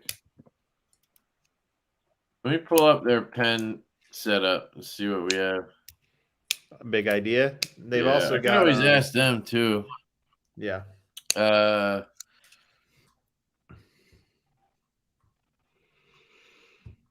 So that one that says bolt action pen is the one you reviewed, I think, because mine's called the Slim. This one? Yes, see, it has this thing on it. I just don't like that because the inside is plastic. Go back. Here, you can see it. I just want people I to watched see your video. And then it like has this thing. Yeah, I don't know. I just don't love that. And then this, oh look, Mini doesn't have it. No, but go to the Slim. There it is. Yeah, okay. Now you're talking. Yeah, this is the one I have right here. $100. That's not bad either. No, I felt like it's a good value. Zerk? And it comes, all that stuff sold out. Oh no, the Zerk. Yeah, I guess I wasn't looking for that. They're all in stock, dude. What was sold out? Maybe I'm thinking of a different site. I've been looking at a lot of stuff recently. Yeah, if you guys want anything from Big Idea Designs, use my code or whatever. Lefty EDC, I think. I have a link too. Oh, I think, did I use a code? Probably not. I'm sure you didn't. Bastard. Well, I bought they gave me a code, or I looked what I don't remember. No, I didn't. Well, yeah, no.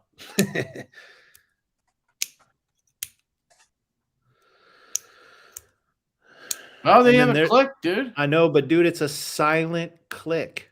It says that? Yeah, read the description. It's like part of their selling features, but I'm like, I don't want a silent click. I want a clicky click. Silent? That's what that cam does, I think. The what? The mechanism is somehow does not click. It's just very fluid. I watched their video about it. I can't even click on this one. Ironically. That's weird. Can't click on any of these. You're up in the free shipping lifetime warranty. You're like highlighting that. No, but I don't. Nothing's working. Like what? Let me try. What is going on? There's a glitch in the matrix. There we go.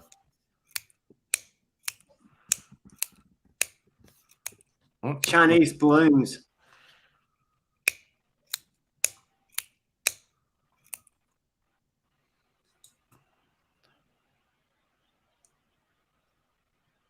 See anything about it? I know I saw it somewhere, or it's in their Custom video. Go click to mechanism. scroll down.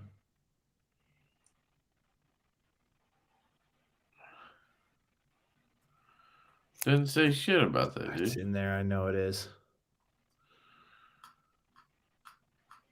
You sure it's not on? Were you looking at like a mini one or? Maybe it was the side click, but This is the main one, I think. This is like the one I don't like. I had this one actually.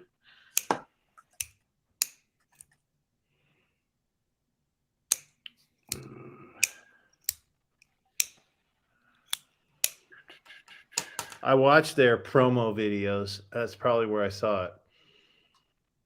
Yeah, because they don't say anything here, but I believe you. But yeah, the ones without the collar look way better. If they had that slim click pen and it was a clicky pen, I'd be all over it. I'd have a pair. All right, let's see if there's a video and watch it. Let's see.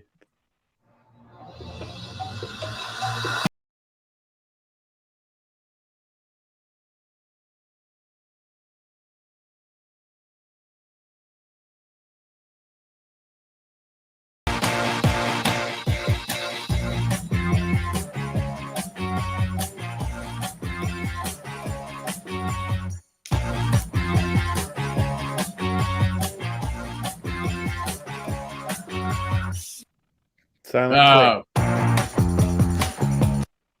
Fuck. That's It's so like you lost me at silent click. I was with you guys. You had me. It you is had so my dumb. $100. I get it. I guess it's tactical, you know? Yeah. Yeah, I don't know. That's weird. But trying to think about anything else I wanted to cover. I do need to start wrapping it up because I gotta get up tomorrow. Wah. Yeah, I gotta get up with the kid. John, so tell me this: is the monster still back? Well, I don't know if you saw the reel tonight, but I didn't see the nice reel, but I saw a couple nights ago that it was back. she beat him with the monster tapper. Nice, So, Alice. Yep. So hopefully he doesn't come back. But tonight she's like, the monster's here. He's in the closet, and I was like, what? Get him. So I had her tap him. Those shorts are only at closet, my Beard of Doom's Break Stuff lives. Have you caught one of those yet? No, I saw he was doing one earlier, and I tried to jump in, but I think I was too late. I hate when YouTube shows somebody live when they're not. So annoying. Me too. They show it live for like 15 minutes after it is while it's uploading or rendering or whatever. Oh, that's probably why. Gotcha. Ian said he has an OG tactile turn click pen, not a side click, and he doesn't think they make it anymore. I wonder if because like everybody wanted bolt action pens and that was such the craze that it made that they discontinued that. Ian G, the G's for gangster, he's trying to throw that value out there. Because I have to say, I'm willing to let it go for $250. Right. Have you looked at Tactile to see if they look? Maybe they've got one. I've been looking at them all, but it's all turning into a blur. I know, right? That's what happens when you go down a rabbit hole of. They only have side clicks and the bolt actions, I think. I'm gonna check their stuff out when I go to Blade Show Texas because obviously they'll be there. They're in Texas, and they're at all the shows. Which one? Nuts for Knives. This is a Mercury here, but the MKM, the small ones I've got with me, I've got the little Micro 2. This is the Micro 2. The 2 is a sheep's foot. I've also got the Micro 1 that's a drop point. But yeah, they don't have anything listed. Huh. That's cool, John. Whoop. I didn't know they ever made one. That's a great little 5th carry belt knife. Let's Google titanium click pen. I think I did, and I Core Essentials makes a click pen. they That's make a like tactile pen, right? they make the belt that clicks in the That's EDC belt. 100. Yeah, that's 100% a tactile OEM pen, though. Yeah, probably.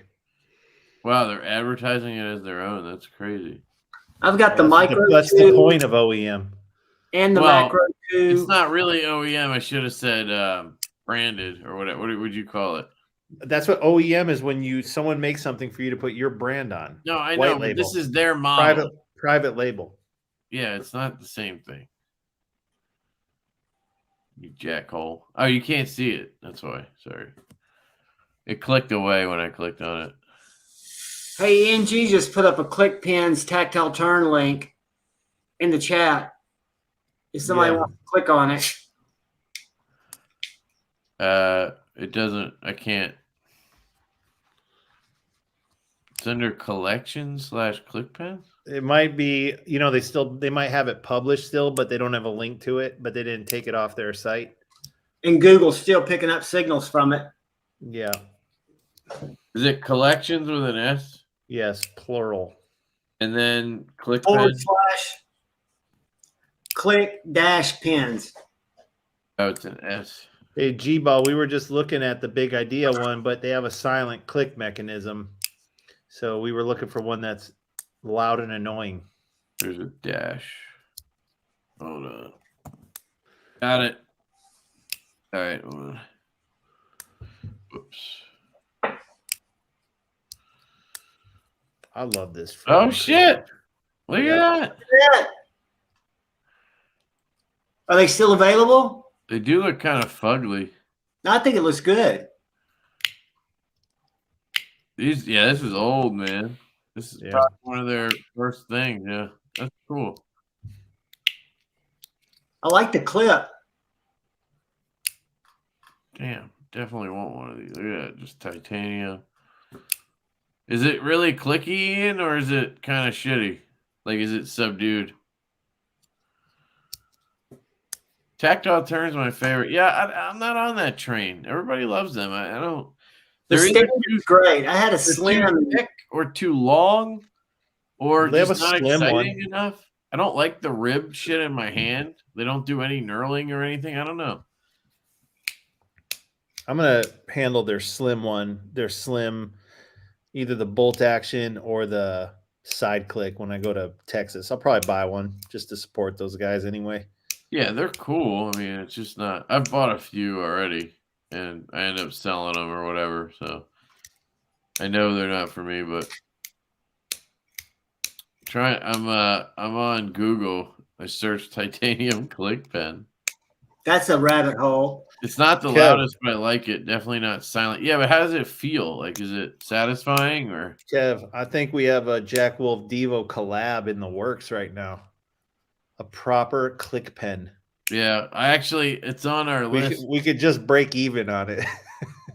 Because by the time we sell them or if we put them at the dealers, we're not going to make any money. But hey, let's do it. Yep. It's I actually sent Colin a design already for a pen. Mm-hmm. It's on his list. So when he works on it, see a picture of that. When he works on it, I'll send it over to you and you can that's for knives. Tweak Peace, it. Yoko. I was thinking how much. I don't know how hard it would be to do a camo carbon fucking pen. I don't know if it would work, but dude, you know how nice that would sound on a clicky. Camo carbon. I think they were experimenting with tubes. Okay.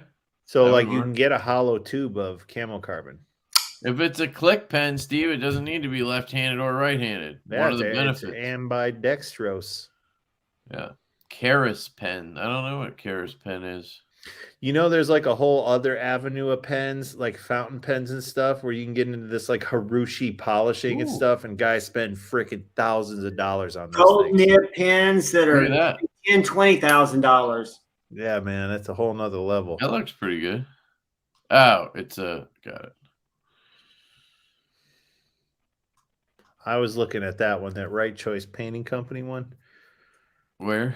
Go up one. This one? No, to the link above. Like scroll up. I see it. It's right here, right? Right choice. Oh yeah. Yeah, that's all right. I hate how the clip is always an afterthought for companies, though. I don't really care because I don't clip it in my. Do you clip a pen in your Yeah, pocket? but I don't want it to look like shit. I don't care. I just want Modern it to hold Fuel, the I refill. see a lot too. Ooh, this looks good. Ooh. Let me add it. Do it. Oh, dude. Oh, hold on. Is that $200? Am I reading that right? Yeah, but look at it. It's fucking sexy. Does it have no It's clip? very slick. It's got 95 5-star reviews or 55, 56. Add a matching solid metal stand. Because it doesn't have a clip, dude. Oh, you just said you don't give a fuck. I don't. But is that a deal breaker for you? Oh, there it is. For It's like $200, I want a better clip than that. You can just pop it on and off. It was like a. Hold on. Look at some of the other pictures. Go to that next picture. I'm just reading real quick. Okay, what? No, it's removable. That's why you can take the clip off. It's like a collar. They're like a flashlight clip. Yeah. Cone. Silent mechanism. Look. There you go. Silent mechanism. Why are people dumb? People want to have silent pins in meetings.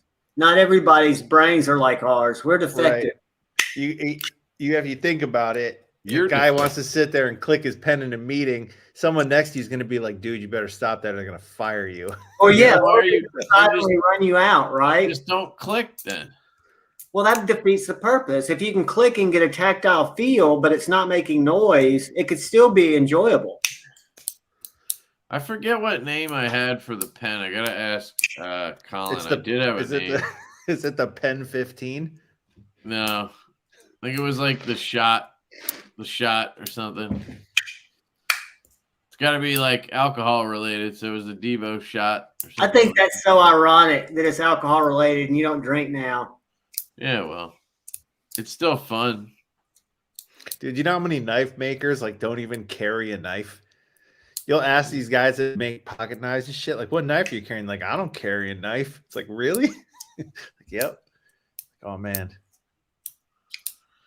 But yeah, I mean, in meetings when I'm in the office at work, I'll have like some fidget or something. People are always asking me like what the fuck that is. Or I just sit there and play with my pen. Fuck them, dude. They can't handle it.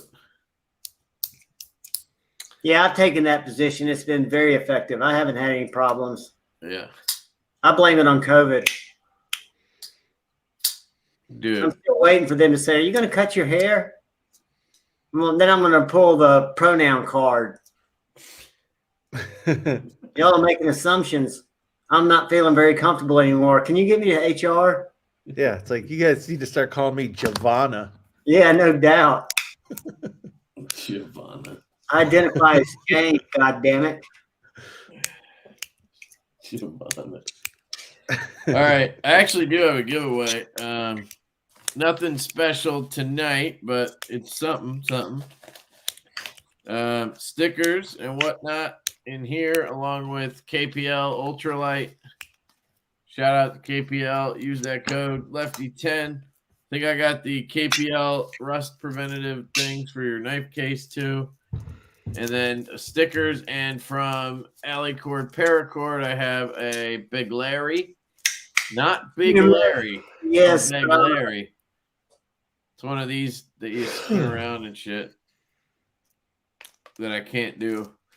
So I got that. And They've then got a big idea. What? Junior Miz asked what kind of fidget this was. Then I have this little pouch because I needed something to put the knife in. And I have, since we have the slip joint guy on, I got a non-locking knife. This was friction folder. This was donated by Carco. Thanks to Chris. And this is a Fellholter, actually. Cool. And it's a friction folder. So it's a bottle opener here when closed. And then this flips out, opens up. And you have a little little warny sheep's foot, and your thumb lands right here, which I guess prevents it from closing. If you're just doing EDC shit, it would work. Yeah. I think it's a fell halter. It says 2014 that has a monkey on it. You guys tell me. It says BF. I think it's a good guess. What's his first name, you know? Brian. Oh, I didn't know that. There you go. Yeah. It's dead centered. The action's hydraulic. Yep. Whatever. Kev, but it's unique and interesting at the very least. I don't know what they go for, but it's going to be free for you tonight. So there you go. Have you ever seen a Higo no Kami before? Is that a Rockstead? No, they're like these knives from Japan, and they're their basic utility knife. And they have like a piece of brass that's just kind of folded in a U shape and a rivet, and it's a friction folder. And they have like a zero grind, and they come in like these Hitachi steels. So they've got these different Hitachi steels. They're traditional Japanese like utility knives, but they're kind of cool. I have a few of them that are like in the bottom of a box somewhere. I should send you one, but holy shit, do those things get sharp. And they're fun to like, just sharpen a pencil with or whatever. Just have one in a drawer. I'm surprised you've never seen one of those. Yeah. They're not fidgety. They're not bougie. They're kind of the opposite, but they're just they're super Japanese looking, and they're different. So if I can find it, if you want to check it out, I'll send you a picture. Higo no Kami. Oh, okay. It's just like a friction folder. It's a friction folder, but you got to get the real ones from Japan. They come in like these little cardboard boxes with Japanese writing all over them, and they come in different sizes. I mean, I don't really want one, but I just love the grind. I love the zero grind on those things. They just the sharpness of those things is just like it's bananas. And you can get them in like Hitachi white steel and Hitachi blue steel. Yeah, like that exactly. Oh, those are cool looking. They are cool. It's the one in the picture to the right with the brass. Yeah. Yep. Interesting. Boker makes one, I guess. Yeah, I would just get a traditional one. That one's locking. Yeah. And you can see how it has like a little thumb place for your thumb when you're using it so that you're putting pressure in the open position. I just find that dumb. Like it's for countries where they don't allow you to have a locking knife, so they come up with these ways to, or I guess it was pre-locking knife. It was pre-slip joint even, bro. Friction folder. It's like the most OG folding knife you can get. But I'll take a slip joint. But we're knife guys. It's cool to know about this stuff. Of course, all of it's cool. That's why we do it. I'm enjoying carrying my Bowie. One of the reasons I do it is because I get to like learn shit from other people. Exactly. That's what bothers me about these dudes who are like people who are so fucking close-minded. It's like the whole point for me is to like have discussion, learn shit. Like, of course I have my things that I am passionate about, but it doesn't mean I won't change my mind or learn something. Well, think how many times we've changed our mind in our journeys. And like the slip joint thing by itself. I mean, look at what was in my pocket today. I used to, and Kevin, you can slam me on this because I know you still hate them, but I used to swear and have no desire for a Hinder knife. They did nothing for me.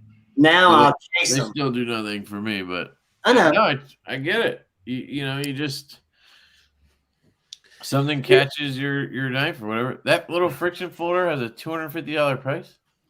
Does it? The fell holder? We can Google it. Fell holder. Dan Ross says Japan makes some of the best stuff. I totally agree. Like Nepro's Tool Company made Snap-on look like Harbor Freight.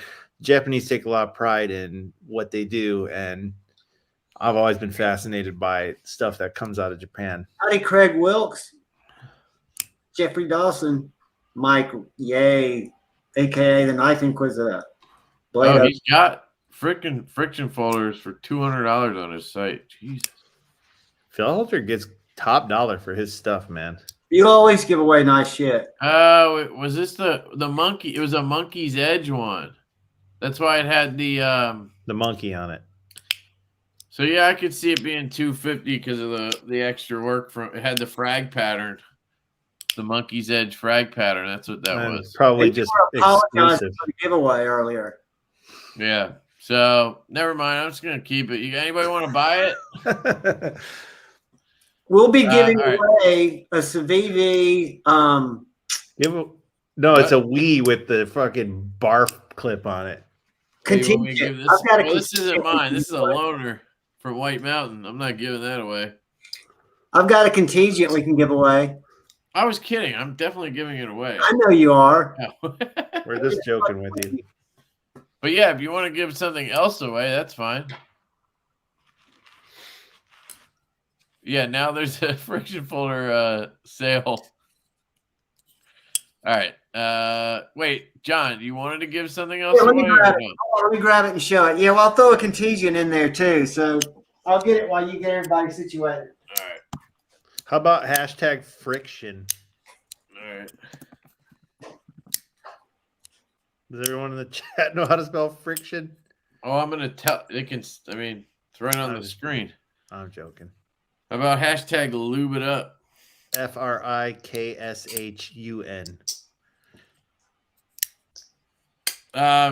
Ben will be back on Thursday. You're going to come on again, Ben?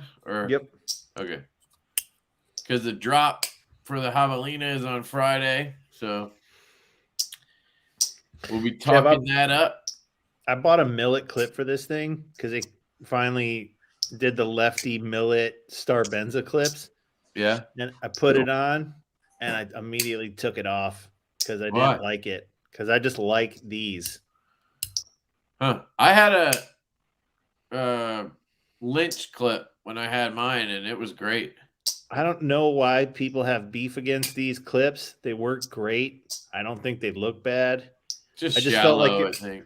I would just and I don't personally I don't really understand the whole thing about deep carry. Like I don't know why that matters. I don't worry about and I just don't worry about concealing it. Like is it a concealment thing that guys For me it's a popping out of your pocket thing. Like lately I've been having. Isn't it easy to pop it out of your pocket when there's some knife sticking up? Because of these pants, this my CWF flashlight, it's like a thicker seam here because it's reinforced for knives, so you don't tear up your pocket. And it sticks out like a bit too far than I want right now on these pants. Normally, it never bothers me with this flashlight, but it's kind of annoying having that much. Your hand hits it or you bump into shit. Oh, I see. So you just prefer not to have stuff sticking out. You like it buried in your pocket is what you're saying. Yeah, I want it to kind of disappear, not for any concealment reason, just so I don't, because I'm always hitting shit with it because I'm fat. So I sit down in the chair and I'm like hitting the two arms, like, Right. You've lost a lot of weight, dude. I'm still fat though. Body, but you're not fat. And I'll send this knife out. Well, according to my doctor that I don't go to anymore, I'm morbidly obese. So he's pleasantly plump. Pleasantly plump. Video on it, and I'll send it out early next week. The word is husky. Okay, he's husky. All right. Husky. All right. I guess we're good. How many people we got? 56 entries. Anybody else want in? I know you guys want to jump on that friction folder. I mean, if only to just sell it. I mean, why wouldn't you get in on it? Let's say you win it. It's a $250 knife, and you just put it up for $150 just to get some money. That's what I would do. I'd have to open the web browser for it, by the way. It's probably worth, in that case. Yeah.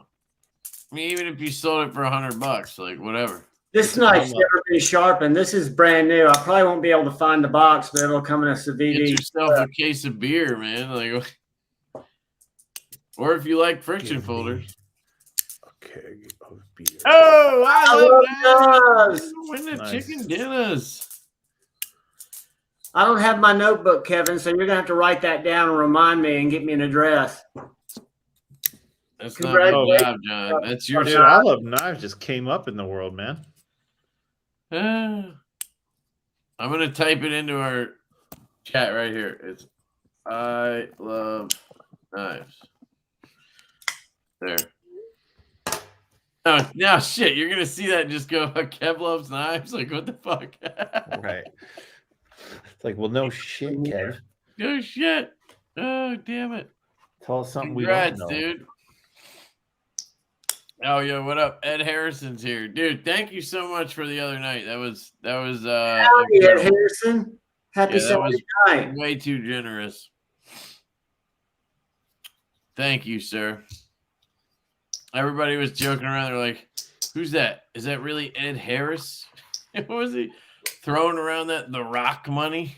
How much money do you think he made off the Rock? Like enough for 20 years later, he's got like, I don't know.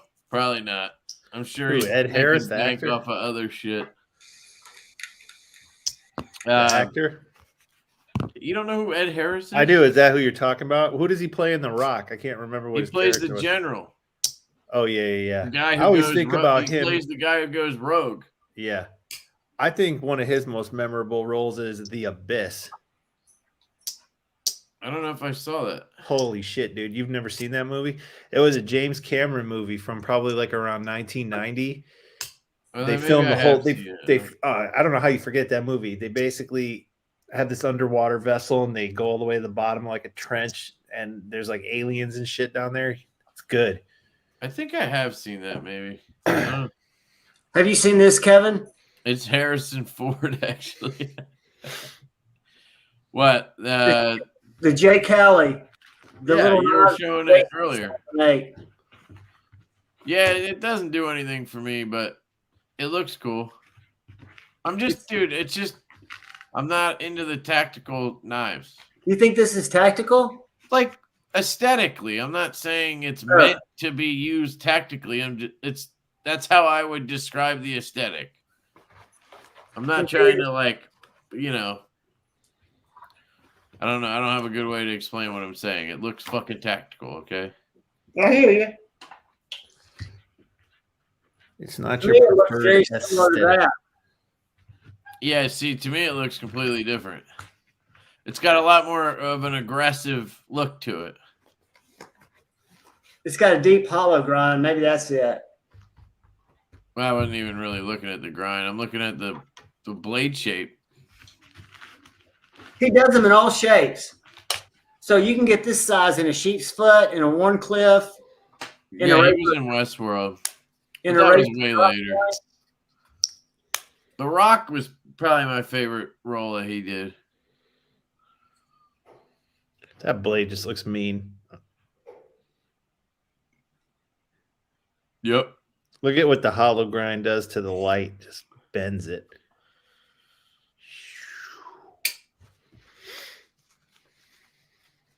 Yeah, it's a good one, dude. Another good one.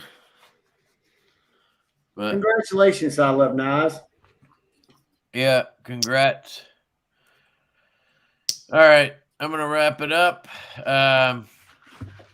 Jack Wolf and Divo sounds exciting. Yeah. I mean, for as much as we talk about stuff, it wouldn't be too hard to get together on something. But it's just, That'd be cool. what do we do?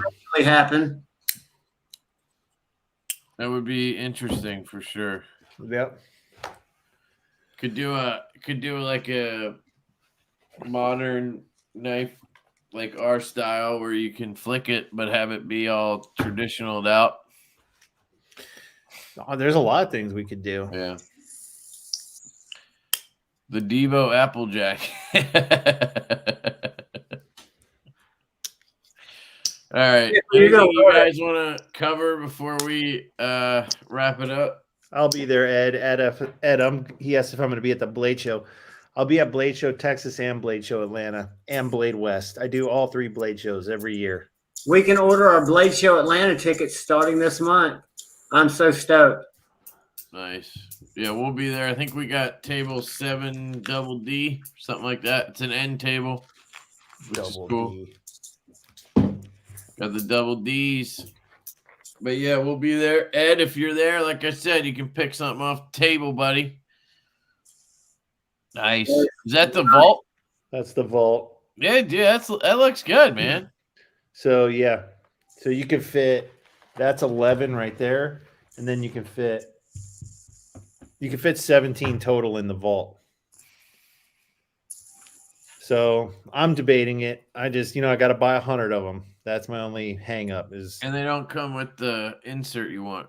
Correct. And I got to buy the extra inserts and include them. But it's not that wouldn't be a deal breaker for me. It's just a little annoying. Yeah. But it's really, I've been using it. I've been carrying it around to see how I like it, before I commit to something like that. And I like it. I'm not going to lie. I do. I'd like to carry around 17 of these things and, be able to see them, and they not have them in a roll. Not have them in a roll, but above 17, or like if I do the knife shows, I can stack 4 rolls in the space in my backpack that would about one of these. So in that case, I'd go rolls. But for a collector, man, I mean, not everybody's. It's going to take people a minute to get 17 of these things, Yeah. So it's a good solution for a long time. Steve's asking what would be ballpark retail on something like that. On this thing right here, I think about $40 or $45, because basically you can get them right now. But if I buy 100 of them, then I can get the Jack Wolf Knives logo engraved into it, or laser engraved. And Kevin's kind of been after me for a while, like, you should do something that collectors can keep their knives in. So we've been spitballing that for a while. And I could do like a nail pack foam, but that stuff's kind of bulky, and I think those cases are expensive. So this is like a cost-effective way to do it, and I can get it personalized with the brand. Right. But they just make you buy 100 of them. Yeah. I would think you could sell 100 of them quick. Do you know? I know you probably know down to exactly how many knives you've got out in the wild. Yeah, but the thing is, like, I don't know how many people buy more than one, and how many people would be interested in this. It's not easy to sell 100 to something that's not really your forte. Right. That's true. I've learned that. Better than me. I learned that with patches. Yeah, I could sell 100 knives, no problem, but 100 knife cases, like, they're accessories. Guys come to me to buy the knives, so I'm going to end up, maybe I sell 15 or 20 of them right out of the gate, and then I got 80 of these things for the next 5 years. Yeah, that's true. I mean, that's why you're doing well, because you think about all that stuff. I was trying to be careful, but it's not a huge investment. It's not, a big deal, right. But it's just, I don't want them sitting in my garage. So then I got to figure out where they got to go. And, the logistics. They're decent size, like, So you would get 5-inch by 5-inch square that they let you use right there. So I'd probably, do the wolf head with the text underneath. So I'm thinking about it, but I like it. I can say for a way to carry 17 knives, I'm into it. Yeah, they're good. They're great cases for that type of purpose. Yeah, and people might buy it and then use it for all different knives. They might, sure. Right? So you got to look at it that way too. My thinking on it would be the way for you to sell them would be to get your dealers involved. Yeah, or like, there's a margin on these things. You buy 100 of them, you get them at the wholesale price. I don't have to charge the MSRP. I could make less on them in an effort to try to sell them. Give guys a really good deal on them. Yeah, sell them for 35 instead of 45. I don't know how big of a difference that would make for people. Well, it might lead into people collecting more of your knives. It might sell a couple extra knives. You never know. Could be. Yeah, I don't know. It's worth thinking about. So I've been thinking about it. Night, Mike J. Well, that's good. Night, Blade Ogre. All right. Anything else you guys want to say before I close it? No, just thank you to everybody for hanging out. I appreciate all of you, and continue to look out for each other and see how nice debate can be when it's not hateful. Yeah, we learned a lot tonight. I think if there's one thing most of us share in common, it's like we don't really like the real negative, spiteful, hateful kind of stuff. Like that just sucks. It's not productive. Agreed. And it doesn't feel good for the person who's hating either. So don't hate, debate. Give me a sheath. Give me a sheath. Yeah, give Kevin a sheath. I'm just kidding. All right. No, and for the record, I think that knife is really nice. I think for the price, it's a really good knife. How's the grind? It stuck with me, you know. Yeah, how is how does it feel in the hand, and how's the grind and all that? Oh, it feels great in the hand. It's really comfortable. It's small, but it's really comfortable in the hand. Grind's great on mine. The grind seems good to me. The edge is pretty sharp. Like I was cutting paper with it. It wasn't like blazing through it, but it was fine. It's a fixed blade. It's not meant for that, really. Is it a convex grind or is it a flat grind? It's a flat does it have grind. that apple seed look to it? Pretty sure it's a flat grind. Okay. Yeah. It's got some striations like on the. Does yours have that? Yeah. Like right here, there's like scratches. Yeah, it's like, I mean, he makes them, so that's just basically him not quite being there. I've got the little striations that go back into the handle. Yeah. Yeah.